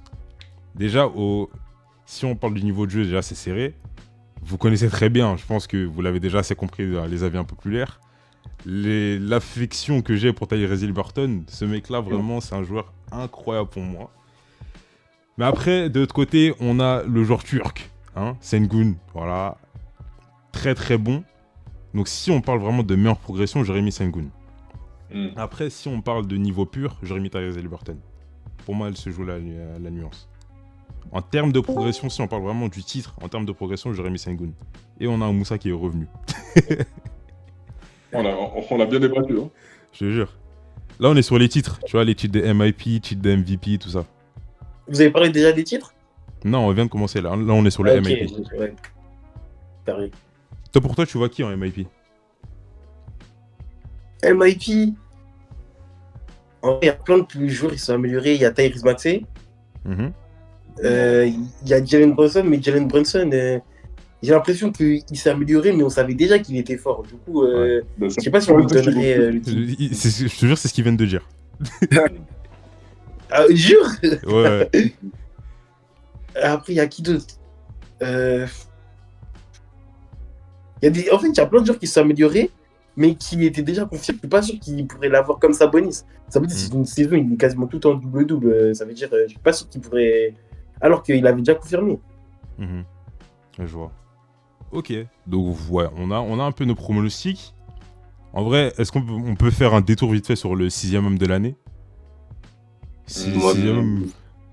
moi, je quitte pour mon joueur. Ouais. Mon joueur. Russell Westbrook est le meilleur joueur en sortie de banc de cette saison. Je ne veux pas être débat là-dessus. Pour moi, Russell Westbrook en sortie de banc, c'est le meilleur joueur de la ligue. Russell Westbrook. C'est peut-être pas le meilleur. C'est peut-être pas le meilleur, mais c'est le plus efficace. Non, Ouais, pour c'est moi, l'un des plus efficaces. sortie de banc, il lâche des triples-doubles encore à son âge. Mais si on fait ça, on met Klay Thompson en 6e homme de l'année. Klay Thompson n'a rien à voir avec Westbrook. Oh, Kuminga, parce que Kuminga, on l'a mis sur le banc, et Kuminga, en sortie de banc, il est très très fort. J'avoue, aussi. Westbrook, encore une fois, pour moi, l'apport qu'il a, en fait, même on l'a vu quand il était blessé. Et surtout, moi, c'est là où je vois qu'en sortie de banc, c'est vraiment le mec le plus important de la ligue. Quand il était blessé, là, les Clippers, c'est là où ils font une série de matchs où ils gagnent plus trop, ils font des défaites, etc. Il est revenu 2 matchs et il a fait un triple-double. J'avoue. Trop fort cette saison. Ouais. Et même l'année dernière, avant qu'il parte aux Clippers, quand il était aux Lakers, c'était le meilleur 6e homme de l'année dans la course. Encore une fois. À la fin, aux Lakers, il était sur le banc, c'était le meilleur 6e homme de l'année déjà. Et là, pour moi, il confirme que il doit être le premier joueur de l'histoire à avoir MVP et meilleur 6e homme de l'année. Après, J'avoue, ça pourrait être un truc. Ça pourrait être... Moi, ce que je dis, c'est content. Hein. Ouais, non, mais c'est vrai, pas mal. J'avoue, toi, Moussa, tu vois qui? T'as dit quoi? Tu vois qui en 6e homme? Non, mais je suis pas trop. Je regarde pas trop les 5 majeurs 6e. Ça veut dire que je suis pas trop. Ok, je capte. J'ai même pas guidé les candidats en vrai, ça veut dire. Mais moi, en vrai de vrai, même moi, j'ai pas beaucoup de noms. J'aurais peut-être un Russell Westbrook, quoi, pourquoi pas. Je pourrais te suivre Iman. Après, ouais, s'il y a même. Arrête, en fait, le premier de la course, là, aux dernières nouvelles, c'est quelqu'un de son équipe aussi. C'est Norman Powell, ouais. Qui est, pour les votants, en tout cas, c'est lui le 6e homme des Clippers. Mais en vrai, quand tu regardes vraiment dans la le 6e homme des Clippers, c'est Westbrook. Tu regardes la seconde. Celui qui mène la seconde unit aux Clippers, c'est Westbrook, c'est pas Norman Powell. C'est bon. Parce que je crois que Norman Powell, il a plus de minutes que Westbrook quand il joue les matchs. Donc c'est pour ça qu'il est considéré. Ok. Toi, Jo, tu vois qui? Moi, comme j'ai dit, j'hésitais. Moi, j'avais en tête Westbrook et Kuminga. Mais je pense que Westbrook, quand même, il peut avoir ses chances. Ok. Westbrook, du coup? Ouais, ok. Même si Bon. au début, je voulais Hein le gars, mais ouais, c'est vrai qu'Iman, là, a donné quelques détails qui font que, ouais, c'est vrai quand même. Ouais, Westbrook, ouais. Ok. Yeah. Je capte. Je pense qu'on on est à peu près tous d'accord. Là, on va rentrer sur les 3 titres qui vont beaucoup plus faire parler déjà. Les 3 titres les plus importants. Défenseur de l'année, Rookie de l'année et le titre de MVP. Je pense qu'on va partir sur celui où il y a le moins de débats possible, le Rookie de l'année. Je pense qu'on va on va tous être d'accord, je pense, sur le nom. Hein, Victor Wembanyama, Wemby, Bah l'alien. ouais, Tatum Green, les gars. Ouais. Après, Mais là, ouais. En Abraham, vrai, Il Wemby. rigole, il rigole, il Ah rigole, ouais. il rigole, il rigole. Mais vraiment, Abraham ouais, Lincoln. Wemby. J'avoue, Abraham Non, Lincoln. c'est trop comme il a dominé. Abraham Lincoln. Mais en vrai, Wemby, Ah ouais. la domination qu'il a Non, eue. c'est trop comme la domination. Oh là là là Moi- là. C'est Moi, grave. Parler pour le Deepoy. Donc je vous laisse parler. Moi, Wembanyama, je vais en parler pour le Deepoy. Mais en fait, dans cette draft-là, les rookies, pour moi, il y a trop de rookies qui ont été attendus à des endroits où ils n'ont pas forcément été. Par exemple, Scoot Henderson, il était attendu comme scoreur de ouf. Au final, il se révèle être un passeur. Ouais, moi, je suis déçu. Hein. Je suis vraiment déçu de Scoot Henderson cette saison. Très déçu aussi, ouais. Ouais, c'est sûr. Parce qu'on l'attendait vraiment, Miller, ouais, ça va être il le m'a rookie bien de ça. surpris. Brandon Miller, je m'attendais à un joueur à bon, mais pas un truc de ouf, mais je trouve qu'il a quand même joué Non, un Brandon bon. Miller a été très bon. Il a réussi son rookie pour moi. Ah Il ouais a réussi. Ouais, pour moi, Brandon Miller, il a mis du temps à se réveiller, mais il a réussi sa saison rookie. Les frères Thompson, je suis un peu plus déçu de celui à Détroit. Je crois que c'est Azor, je sais pas. Ausar, Ouais, je crois. c'est ça, ouais. Mais lui, je suis un peu plus déçu de lui. Mais sinon, Amen Thompson, très solide aussi. Et Jaime Jaquez aussi, celui de Cleveland. Ouais, lui, c'est une surprise. Ouais, très fort. De Miami, ouais. Il n'a pas été constant, mais après, bon, tu me diras que c'est un rookie, mais il n'a pas été très, très constant vers la fin. Mais non, solide aussi, solide. Ouais. Moi, vraiment, ma déception, comme tu l'as dit, c'est Ausar Thompson. Hein. Ouais. On le voyait au début de la saison, ouais, il était dans le top 3, à un moment il est passé top 2, il y a même, je crois, il y a un mois où il est passé top 1, il était devant Holmgren mais devant Wemby, on s'est dit bon, peut-être qu'on a une grosse surprise, au final c'est descendu, après on connaît un Détroit, ça a été compliqué cette saison, mais voilà, ouais, c'est plus ouais, ma déception là, en termes de rookie. Moussa, tu voulais dire un truc? Tatum Green, ouais, Tatum Green. Il a fait une saison de fou malade en vrai. Il n'y aurait pas Wemby, il serait rookie de l'année tous les jours. Ouais. C'est sûr. Bah Mais après, ouais. il est tombé sur la mauvaise année. Hein. Ouais, Vraiment... franchement, c'est ça. Vraiment, il est tombé sur la mauvaise année. Il joue l'année dernière, je pense qu'il est rookie de l'année. Hein. Je pense. Il y avait pas beaucoup de concurrence l'année dernière en termes de rookie, Il y avait que Paulo Banquero en vrai. Ouais, c'est tout. Et Et bon, ouais, vu qu'on est... Tatum Green, franchement, Tatum Green très très solide. Ouais. Et moi, c'est même si Wemby sera le rookie de l'année, c'est pour moi le rookie le plus mature. Wembanyama, il a évolué sur ce plan-là, mais sur le plan de la maturité, dans ses choix de jeu, dans la lucidité, Tatum Green, il s'est montré. Déjà, ça faisait 4 ans qu'il était là déjà.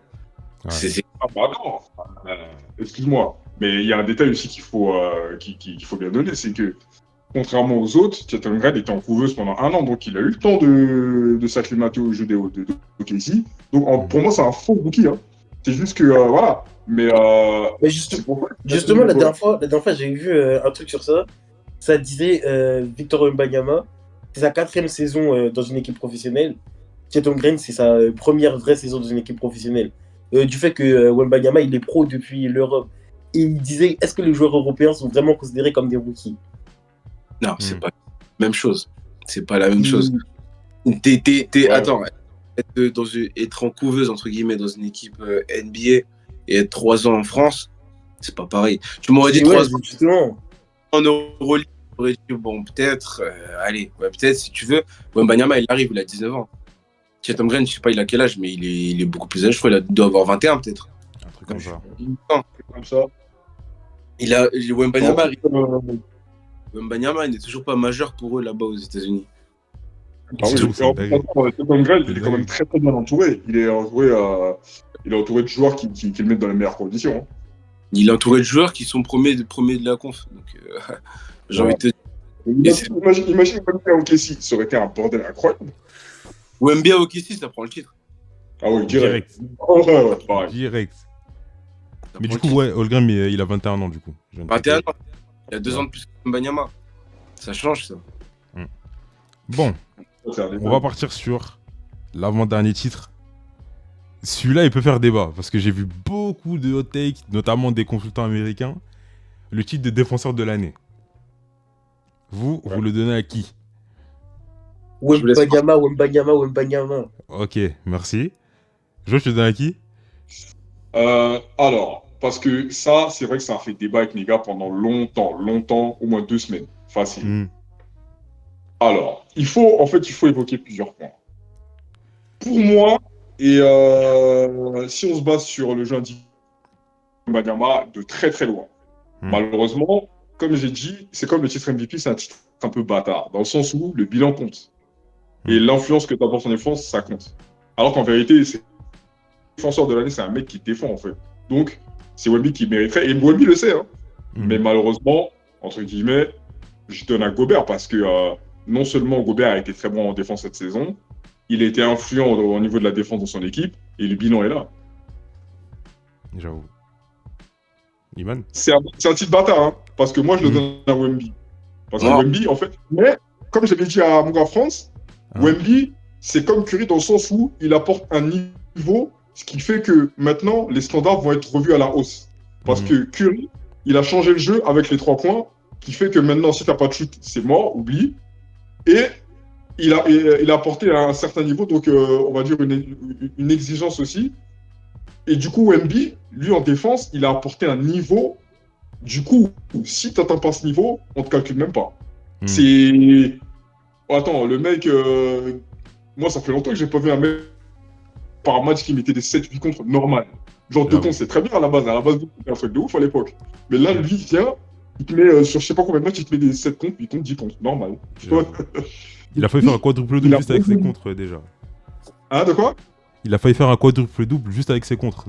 C'est un délire. Donc lui, pour moi, et là, il a dit Gobert. Je dis Gobert prend le titre, mais sur les saisons d'après, c'est fini. Hein.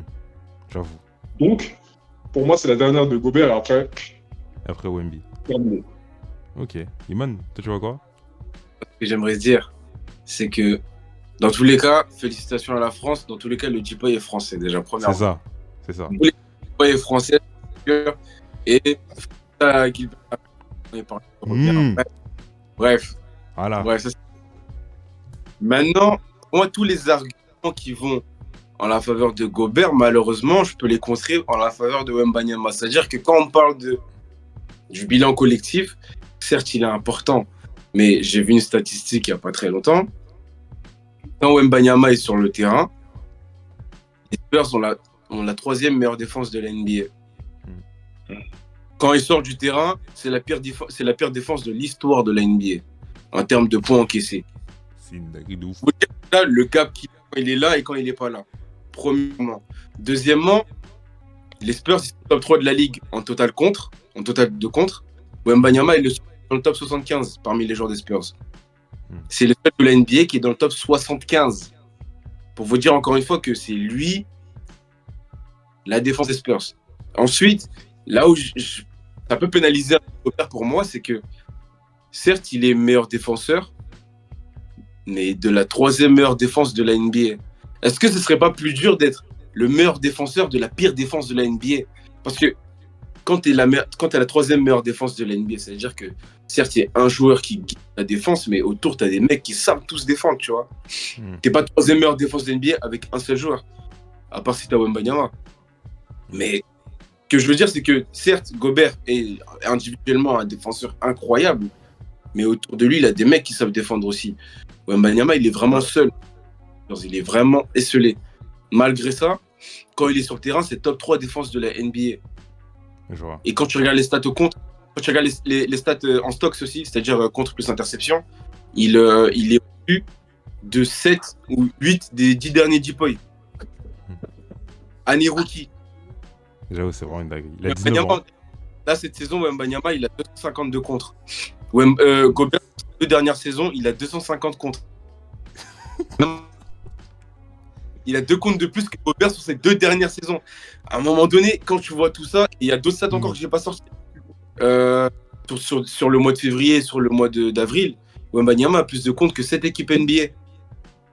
À un moment donné, en fait, j'ai envie de te dire, certes, pour les joueurs normaux, pour les années normales, on doit comptabiliser tel critère, tel critère, tel critère. Mais à un moment donné, quand je vois un mec comme Wembanyama, les critères, on s'en fout. Donner le 10 points à ce mec-là, parce qu'on n'a jamais vu ça de l'histoire du sport. En fait, quand je vois des contre-attaques, parce que contre Memphis, là, la dernière fois, j'ai vu un truc. Contre-attaque, il y a 3 contre 1, et Wembanyama, du coup, il est tout seul, il se met dans la raquette, là, tout seul. 3 contre 1, il prend le tir. Il y a personne qui a tiré. Là, tu donnes pas le 10 points à un mec comme ça. C'est trop Trois dingue. C'est des joueurs NBA, hein, c'est des mecs qui nous lavent tous au basket. Hein. C'est des mecs qui savent finir. Hein. 3 contre 1, ils veulent pas prendre le tir. Tu vois des trucs comme ça, je me dis, ça y est, arrête. Je vois un mec comme Sabonis qui est dur de fou, parce que certes, les Ricains, en plus, ils voulaient parler du physique, etc. Quand je vois un mec, déjà, le sur Giannis, tout le monde l'a vu, physiquement, il a tenu. Quand je vois un mec comme Sabonis, là, qui l'a enfoncé, là, il y a une action contre les Kings. Sabonis, il l'enfonce. Les bras de Wembanyama, ils sont au-dessus de lui comme ça, ils l'attendent. À la fin, il le planche. Quand je vois Jokic, il dit après Wembanyama, le taf qu'il a fait là, il n'y a aucun pivot qui m'a fait ça pour l'instant. Les gars, en fait, on se rend pas compte que déjà, Gobert se fait bolos par Jokic à chaque contre. Non, je le dis, Gobert se fait bolos par Jokic à chaque.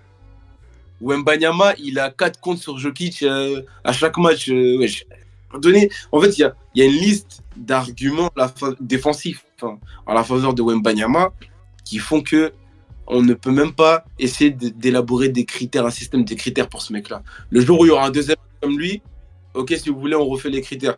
Tant qu'il n'y a pas un deuxième mec comme lui, donnez-lui les 10 points, ça sert à rien. Parce que là, il est à 15%. Là, c'est la pire version de Wembanyama qu'on est en train de voir, les gars. J'avoue. C'est déjà 252 comptes sa première saison. Non, j'avoue, là, je pense que tu as convaincu beaucoup de monde avec ce que tu viens de dire. Même ceux qui étaient vraiment pas d'accord. Je pense que tu as convaincu beaucoup de monde avec ça. Moussa, toi, t'as dit Wemby direct. Ouais. Bah, pour les mêmes raisons. Parce que déjà, si tu compares au 10 points des années précédentes, Wembanyama, il n'y a pas beaucoup de joueurs qui ont plus de contre ou plus d'interceptions que lui. Il y en a plus d'interceptions que presque la moitié des 10 derniers 10 points. Pour revenir aux années 2000, pour avoir des défenseurs de l'année qui bloquent plus de 3 fois par match, des joueurs comme ça. Il y avait qui? Il y avait Ben Wallace ou des gars comme lui qui faisaient ça. Ouais, c'est le dernier. Et il défend, et c'est pas comme s'il défend contre des joueurs qui sont mauvais. Genre contre Jokic. Contre Jokic, il fait le taf, il a pas peur, il va contre Jokic. En fait, en défense, c'est la défense d'esprit. Comme la vidéo qu'il a vue là, 3 joueurs, personne ne veut marquer sur lui. C'est trop. Il a plus de contre en moyenne que l'équipe du Heat. Ouais. Que toute l'équipe du Heat, il a plus de contre en moyenne. Alors que dans l'équipe du Heat, il y a des Bam Adebayo, il y a des Jimmy Butler, il y a de gros défenseurs, de gros contreurs. C'est sa première saison. Bah, c'est pour ça, comme j'ai dit, il amène la défense à un autre niveau. Ouais, vraiment. En tout cas, si on lui donne pas cette saison, on va donner à Gobert. Bah après, c'est fini. Il faudra lui donner chaque saison après. Ouais, c'est vrai. La dernière fois, tu vois, et le truc, c'est qu'à mon avis, la NBA, il pourrait chipoter à cause du fait qu'il soit rookie. C'est peut-être ridicule, hein, mais ça, en tout cas, si c'est un truc comme ça, moi, ça m'étonnera pas. Mais le truc, c'est que oui, on sait très bien que puis, si on est objectif et on regarde tous la NBA, c'est Wemby qui lance. Mais malheureusement, c'est un titre un peu bâtard. Donc bon. C'est vrai, mais vas-y. Moi, je le donnerais aussi à Wemby parce que déjà, il n'y a pas photo sur la concurrence avec Rudy Gobert. Je suis d'accord avec tout ce que vous avez dit, mais vous avez oublié un truc, les mecs. C'est que Rudy Gobert ne peut pas défendre sur des joueurs extérieurs. Alors que Wemby, il va te tenir alors pas n'importe quel, mais quasiment la majorité de tous les joueurs extérieurs de cette ligue, que ce soit meneur, que ce soit arrière, que ce soit ailier, il va les tenir. Rudy Gobert va le mettre sur un Stephen Curry, va le mettre sur un Tyrese Maxey, va le mettre sur des joueurs comme ça, bien rapides, bien vifs. C'est fini. tu vois, le mec, il est déjà à l'intérieur, à l'intérieur de la raquette. Rudy Gobert, il est encore à 3 points. C'est terminé, il ne peut pas défendre. Pour moi, cet argument, il se joue là. En termes de défense, Wemby pourra défendre sur des joueurs extérieurs, pas Rudy Gobert. Le reste, sur Wemby est au-dessus dans toutes les autres catégories. Et pour moi, c'est pour ça qu'il n'y a pas de débat et il prend directement ce titre de défenseur de l'année. Après, bien sûr... On change les règles. Il y a moyen parce que on connaît la NBA, donner 2 titres comme ça à un joueur, c'est sa première saison en NBA, soit ça leur fait un gros coup marketing, soit ils auront peur et ils vont donner à un joueur peut-être Rudy Gobert ou ils vont même skip Rudy Gobert et donner à un Kawhi, je sais pas, une valeur sûre. Ouais. Ouais. Il y a un truc qui me fait. Bah, déjà, pour revenir vite fait sur l'aspect défensif de Wembanyama par rapport à Gobert, on oublie les interceptions. Aussi, ouais. C'est-à-dire que lui, il est dominant en seconde. Comment dire ça? En seconde lamelle, on va dire. C'est-à-dire qu'imagine sur le porteur de balle, en second rideau. Ouais. Second rideau, voilà. Second rideau, tout comme Gobert, il est dominant là-dessus. Et sur les interceptions, c'est-à-dire il peut venir te chercher aussi là quand tu as la balle dans les mains. Et ça, c'est un aspect de la défense aussi qu'on oublie. C'est comme ça que Marty prend son J-Poy il y a 2 ans. Et sur cet aspect-là, Wembanyama, il est encore une fois au-dessus de Gobert, tu vois. En fait, sur tous les plans, si ce n'est l'intelligence défensive, Wembanyama, il est au-dessus de Gobert. Et maintenant, pour revenir à la NBA, vous oubliez que c'est les journalistes qui votent les trophées. Et Gobert est détesté par les journalistes. Gobert est détesté par la NBA. C'est vrai. Et pour la legacy, etc., donner un J-Poy rookie, ça les arrangerait. Hein. Donc je pense qu'il y a un marketing. Hein. Je pense qu'il y a un espoir. Il y a un monde où il prend les deux. Moi, j'aimerais bien qu'il donne enfin un rookie. Bah oui. Il n'y a jamais fait ça. Franchement, ça devrait être... Non, je pense pas. Jamais eu J-Boy rookie. Il y a déjà eu MVP rookie, par contre. Ouais. Après, ça va être compliqué, surtout cette année. Ça va être compliqué. Et du coup, merci Iman, parce que ça nous fait une excellente transition pour parler du MVP, du coup. Le MVP, vous voyez qui? Parce que je pense que c'est l'une des années où c'est le plus compliqué à choisir. Vraiment, il y a beaucoup trop de noms. Déjà, j'ai une question, est-ce que vous voyez Wemby dans la discussion du MVP? Non. Ok. Non, pas encore. Non, c'est juste pour savoir. Non. C'était juste pour savoir. Moi, non. Mais s'il avait eu un meilleur bilan, j'aurais mis son nom dedans. Il y a un moyen. Il y aurait eu un Non. moyen. Pour moi, non. Pour moi, il y est pas. Mais imagine dans une équipe où il va en playoff, etc. Je le mets. Hein. Dans la discussion. Je le mets parce que défensivement, ce qu'il fait, citez-moi un mec dans la ligue là qui a trouvé la solution face à Wembanyama. Aucun. Les gens ils me parlent d'Embiid, il a mis que 16 points sur Wembanyama dans son match à 70 là, il en met 16 sur Wembanyama. C'est tout. C'est de ça qu'il faut parler aussi. Les 70 points en vrai c'est un peu de la daube. Il en met sur lui directement. Les gars, ouais. Doucement, on le voit le fan des Sixers là en bas. D'accord. C'est un peu, c'était pas directement sur Wembanyama. Non, mais en vrai. Mais c'est pour ça que c'est le vieux con, parce que Shaquille O'Neal il dit si vous considérez que c'est le meilleur défenseur, faites en sorte qu'il laisse Jokic à 15 points. Mais Jokic, il n'y a pas que Wemby qui défend sur Jokic en fait. Oui. Donc ce qu'il dit c'est de la merde. N'importe quoi. Sur Wembanyama, Jokic il s'est fait contrer 4 fois. Tu veux quoi de plus? C'est-à-dire que c'est pas lui le problème. Hein. Il compte 4 fois. Mais bref. Du coup, il a compté tout le monde. Même il a mangé. Je te jure, tout le monde a pris. Mais du coup, pour revenir sur le débat du MVP, on a des Luka Doncic dans la discussion. On a des Shai Gilgeous-Alexander dans la discussion. Et on a aussi des Nikola Jokic dans la discussion. Je sais pas si j'ai oublié quelqu'un d'autre. T'oublies 2 personnes. Il y avait qui?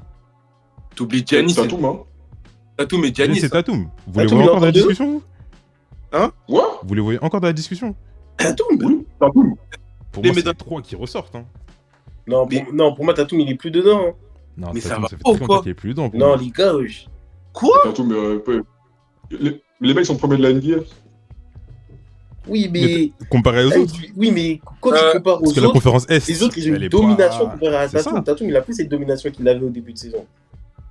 Mais les gars, Tatum, il a déjà. Je suis pas d'accord avec toi parce que Tatum, il a été constant toute la saison. Il a, il a été constant, mais si tu compares son début de saison à maintenant, tu ressens moins sa domination. Bah non, c'est juste que bah, les playoffs les playoffs approchent, donc forcément il va baisser de régime, ça c'est logique pour moi. Et là où pour moi, si Doncic est dans la discussion, et c'est pas pour les mêmes raisons, si Doncic est dans la discussion, Tatum doit être dans la discussion. Pas pour les mêmes raisons. Doncic c'est pour l'aspect individuel qui doit être dans la discussion, c'est sûr. N'oublions pas que Ah ok, je vois ce que tu veux dire. les cinquièmes de conf. Ouais, je vois ce que tu veux dire. Tatum, lui, il est premier, c'est pas de conf, premier de la NBA. Ouais, je vois ce que tu veux dire. Franchise player de l'équipe première de NBA.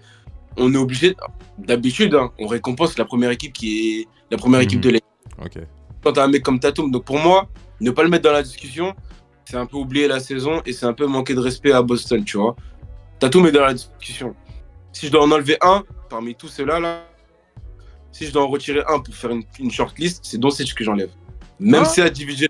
Ouais. Même pas Yanis. C'est incroyable. Hein. Eh les gars. Même pas Yanis. Jamais de la vie j'enlève Yanis, vous êtes fous quoi. Toi aussi. Attends. Gars, Toi aussi. les gars. Même si Doncic individuellement il est incroyable. Il n'y a pas de souci, il est en 33-9-9, c'est un truc de fou, nanana, ok, pas de souci. Là, on parle le meilleur joueur de la ligue, le meilleur joueur de la ligue. Giannis est top 3 de sa conf, parce que là c'est le débat entre les deux, vite fait. Giannis est top 3 de sa conf, Giannis est le meilleur joueur du monde des deux côtés. C'est-à-dire qu'offensivement, il est super dominant, défensivement, il est super dominant. Et c'est là où il a un avantage par rapport à Tatum, par rapport à Doncic, par rapport à Jokic, par rapport à Shai aussi. Par rapport à tous les mecs là, défensivement, il les lave tous. Et offensivement, il est, certes, il a moins de bagues, comme on dit, mais et offensivement, il est toujours aussi dominant. Après, Giannis, à son poste. Giannis ne peut pas sortir en premier de cette discussion des MVP, je suis pas d'accord. Regarde, à son poste, Yanis, sa concurrence, c'est qui? De quoi? À son poste, la concurrence de Yanis, ça va être qui pour toi? Dans la ligue ou dans son équipe? Dans la ligue. AF, elle est forte du coup? Ouais. Mais non, il est à l'intérieur. Il est pivot. Ouais, on va dire. Ouais, Pivot. Il est fort. Ouais, il est fort pivot. sa concurrence, ben, on va dire.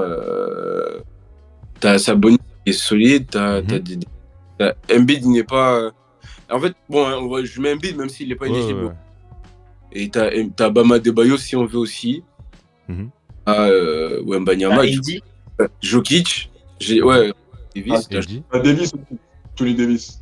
Anthony, ouais, voilà. Pour moi, c'est Et Doncic, du coup? sa concurrence à la main. Curry, Shai, Anthony Edwards, Booker. Je peux te citer qui d'autre? Attends, je regarde les équipes NBA. De'Aaron Fox. Tu vois la différence des noms? La différence des noms, pour moi, elle se joue là. Hein? La différence, pour moi, elle se joue là sur les noms qu'il y a en concurrence. Je suis pas d'accord. Pourquoi, dis-moi? À quel moment Doncic il défend sur ces mecs-là? Giannis, lui, cette nuit, c'est les Colchin, les meilleurs intérieurs. Donc il fait aussi, hein. Doncic, il fait pas le travail défensif. T'appelles ça défensif? Que ça défensivement ou offensivement, je dis, pas que défensivement, attention. En fait, offensivement, Giannis, il les domine, les mecs que j'ai sortis.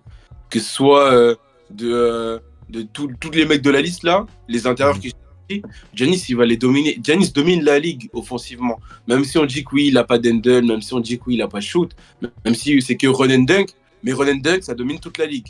Ça, c'est incroyable. Et défensivement aussi, il domine les mecs que j'ai aussi. Alors que Doncic, certes, offensivement, il n'y a rien à dire, personne n'a la solution, mais défensivement, Doncic, c'est pas un mec qui va arrêter Curry, qui va arrêter Shai, qui va arrêter Haliburton, qui va arrêter Tyrese Maxey, etc. C'est là où et Giannis, il a cet avantage-là par rapport à tous les autres mecs de la liste dans le MVP. Hein. Si ce n'est que Shai aussi, défensivement, il est très fort. C'est le co-meilleur intercepteur de la ligue. Ok, si. Mais en fait, la différence par rapport à Jokic, Tatum et Doncic, c'est que Giannis, lui, des deux côtés du terrain, il est prétendant meilleur joueur du monde. Et là, on parle de MVP, le meilleur joueur du monde. C'est pas qu'à côté du terrain tu dois être valuable. C'est les deux côtés du terrain que tu dois être valuable. Moi, perso, je peux pas sortir Giannis tout de suite de la discussion. Ok. Je capte. Bah, en fait, ce que tu dis, on va dire, c'est logique, mais selon leurs critères, ça colle pas parce que quand tu regardes un mec comme, bon après Jokic c'est l'exception, mais quand même, Jokic c'est pas le mec que tu penses quand tu parles de défense. Parce que tu penses pas à lui quand tu parles de défense. Mhm. C'est juste qu'il Ouais, est clairement. trop fort et qu'il a une influence de malade mental dans son équipe, donc on est obligé de lui donner, tu vois. Mais c'est pour ça que j'ai dit Jokic c'est l'exception. Après, si on se base sur la logique, Yanis, d'accord, mais là cette saison, moi, je sais pas, Doncic c'est trop en fait. Mais en fait, si on doit vraiment faire un débat Giannis Doncic, en termes de bilan, parce que tu as dit les bilans c'est important et c'est un des titres de bâtard, toi qu'il a dit. En termes de bilan, Giannis il est en 49-33, Doncic il est en 50-32. Oh, il a un meilleur bilan. Il a un meilleur bilan. Ah ouais. Oh, mais l'un est troisième, l'autre est cinquième. J'avoue, Giannis, c'est ça. Laisse la main.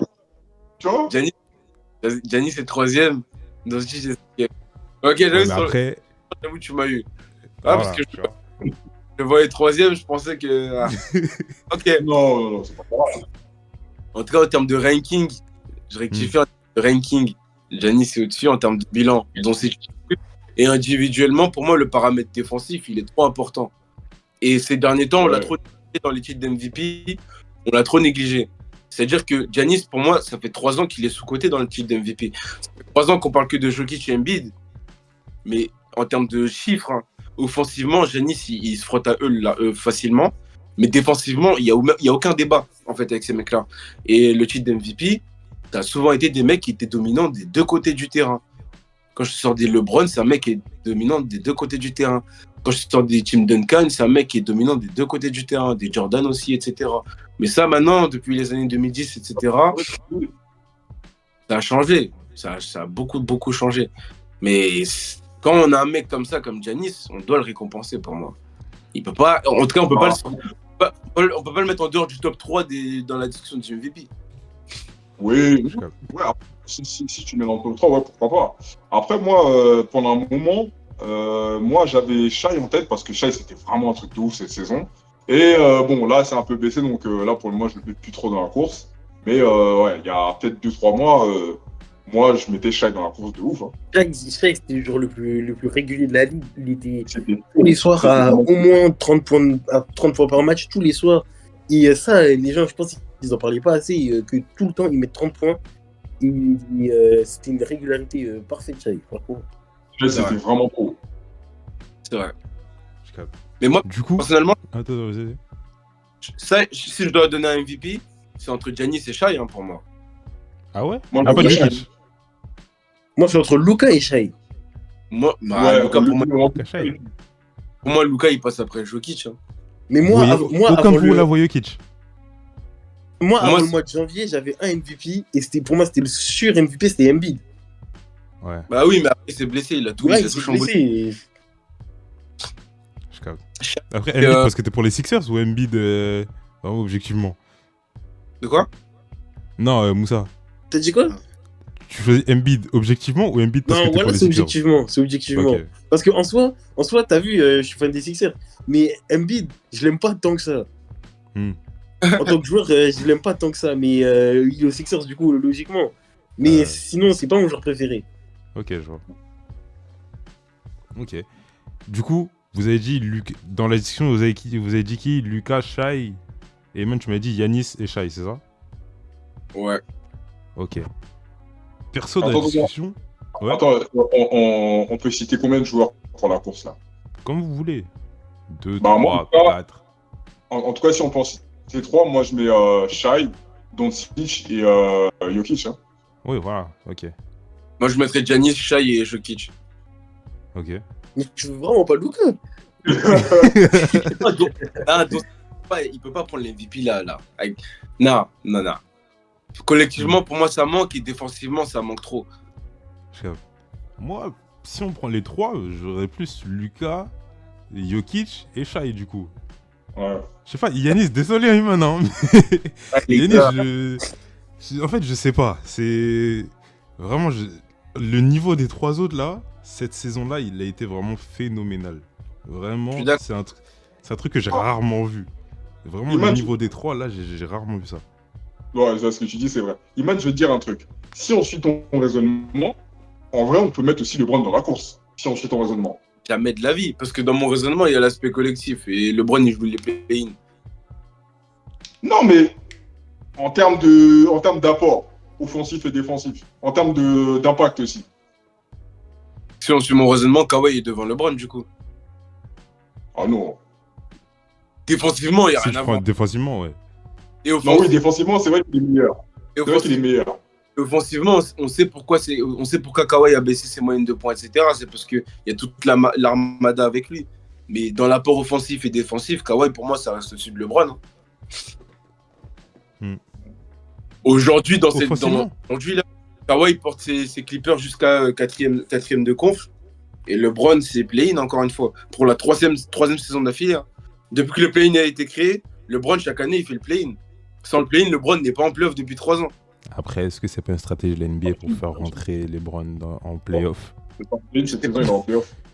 Hein S'il n'y avait pas de play, cette saison, il sera en playoff. C'est vrai Non. qu'il est- Ah si, oui, t'as raison. Ah ouais, il est premier cette année. Mais Ouais. les 2 premières saisons, play-in, là, il n'y est pas. Ouais, c'est vrai. Sur les 2 premières, ouais. Le D'ailleurs, 9e et Là, ça n'a rien à voir. Enfin, si, un peu. Il y a une news qui vient de tomber il y a même pas 2 heures. Je sais pas si vous l'avez vu. Mais Yanis va manquer le début des playoffs. combien de matchs? Ouh. Il va manquer C'est le bon. début. C'est pas écrit. C'est pas écrit. On est sûr qu'il manque la première série déjà. Non Mais C'est mort. on ne sait pas. Regarde. Ça est là. Voilà. Yanis va manquer le début des playoffs. Waouh. La première série, là où La les- première série, c'est sûr qu'il la manque. Waouh. La première série, c'est sûr qu'il la manque. Après, si Milwaukee passe, il peut revenir. Non. Mais là, c'est sûr qu'il rate la première série. Il joue contre qui il joue contre qui Attends. Première série, il joue contre les Pacers. Ah, Les Pacers. Ouais, Il peut passer, mais. il peut passer. les peut- pires- Ça passe pas. Contre Ça les passe- Pacers. Ça passe pas contre les Pacers. Sans Giannis, ça Non, passe moi, pas. tu sais. Non, franchement, comme j'ai dit, les Pacers, faut pas compter sur eux cette saison. Il faudra compter sur eux à partir de la saison pro. À partir de la saison pro, ils vont vraiment être relous, je pense. Hmm. Non, mais en fait, quand je vois en saison régulière et en in-season tournament, ils ont déjà battu les Bucks 2 fois sur 3 avec Giannis. Sans Giannis, ah, je suis vert, j'y croyais. Ah, mais ça chamboule tout. Ouais, là, ça change tout, là. Mais Attends, pronostic. mais comme on l'a dit, les mecs ils vont se mettre en mode playoff. Hein, donc tu prends C'est ça. un Lillard playoff et surtout un Middleton qui va assurer l'intérim. Ça peut passer, hein, je pense. Hein. Mais du coup, de ce qu'on a dit, là, il a raison, là, Iman. De ce qu'on a dit pour les playoffs, ça change tout. Non, pour Ouais, vous, là, ça change tout. Ouais. pour vous, du Ouais, coup, pour nous, ça change pas, mais pour toi, ça change tout. ouais, pour moi, ça change tout. Hein. Ah ouais. Non, Ouais. Ah, je suis Attends. vert. Moussa, toi, tu vois qui passer à l'Est, du coup? De quoi À l'Est, pour les playoffs, toi, tu vois qui passer? À l'Est, à l'Est. Aller en finale de conf, au moins. Finale de conf. Bah, t'as vu, moi, je parle pas des équipes qui sont dans le play-in, là. Parce que Ouais, sinon, ouais. si je te parlerais que des équipes, de toutes les équipes, je t'aurais dit le Heat. Ouais. Mais comme ils sont dans le play-in, j'ai pas de certitude. Sinon, après, franchement, la news que tu viens de me dire, là, ça vient de tout niquer, mais je voyais grave les Bucks. Ah, je suis vert. Je voyais grave les Bucks, sinon les Celtics. Voilà, bah tu vois. Déjà pour les Celtics, on est tous d'accord. Après là, les Bucks, tchè. Après, tu Ah, ça tu change. connais, hein, cette année, Inch'Allah, on prend le titre, les Sixers. Hein. Oh, bon. Les gars, Embiid, il est revenu. Embiid, il est revenu, il est trop fort. Passer Miami déjà, après on parle. Déjà. Ah. T'as dit quoi? Passer Miami, après on discutera peut-être des playoffs. Passer Miami, après si vous passez Miami, c'est Oh là New York. là. Mais là, tu penses qu'on va perdre? Oui.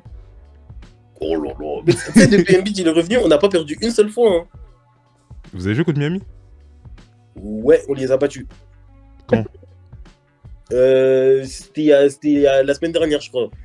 Ah ouais? Bah j'ai pas Ouais. suivi alors. My bad. Excuse-moi. Ils sont en 8-2 là, les Sixers, sur leurs 10 derniers matchs. Je crois, ouais. Je sais pas, mais je sais pas du tout là. Mais depuis qu'Embiid il est revenu, je crois, on n'a pas perdu une fois. Mais bon. Du coup, on a fini avec les titres. On a aussi fini avec On va appeler ça comment? L'émission, le podcast, le show. Je sais même pas comment appeler ça. Mais bon, Ouais, merci quand même. Hein? Ouais, l'émission. Ouais, l'émission. On a fini avec l'émission du coup. Ben, merci à vous d'avoir participé. Iman, Moussa, merci. Bon, Moussa, t'étais un peu absent sur les débats Ouais, des playoffs. t'inquiète. Mais t'inquiète, merci beaucoup. Tous Pas de les soucis. liens et tous les liens de tout le monde sont dans la bio. Jo, je te laisse conclure. Voilà. Bah ouais, c'était un super bon débat. Il y a du contenu, il y a de la connaissance. C'est vrai que vous connaissez votre sujet. Et en plus, ce qui est bien, c'est que c'est un débat diversifié. Chacun a son avis, donc c'est cool. C'est vraiment animé et tout. C'est du bon. Et voilà quoi. Après, donc comme Idriss l'a dit, il y aura les liens, les différents liens et tout. Donc n'hésitez pas à consulter tout ça et tout. Et donc voilà quoi. C'est du bon et affaire à suivre. Allez, affaire à suivre. On se retrouve une prochaine fois. Je sais pas quand. Mais on se retrouve une prochaine fois. Salut. À bientôt.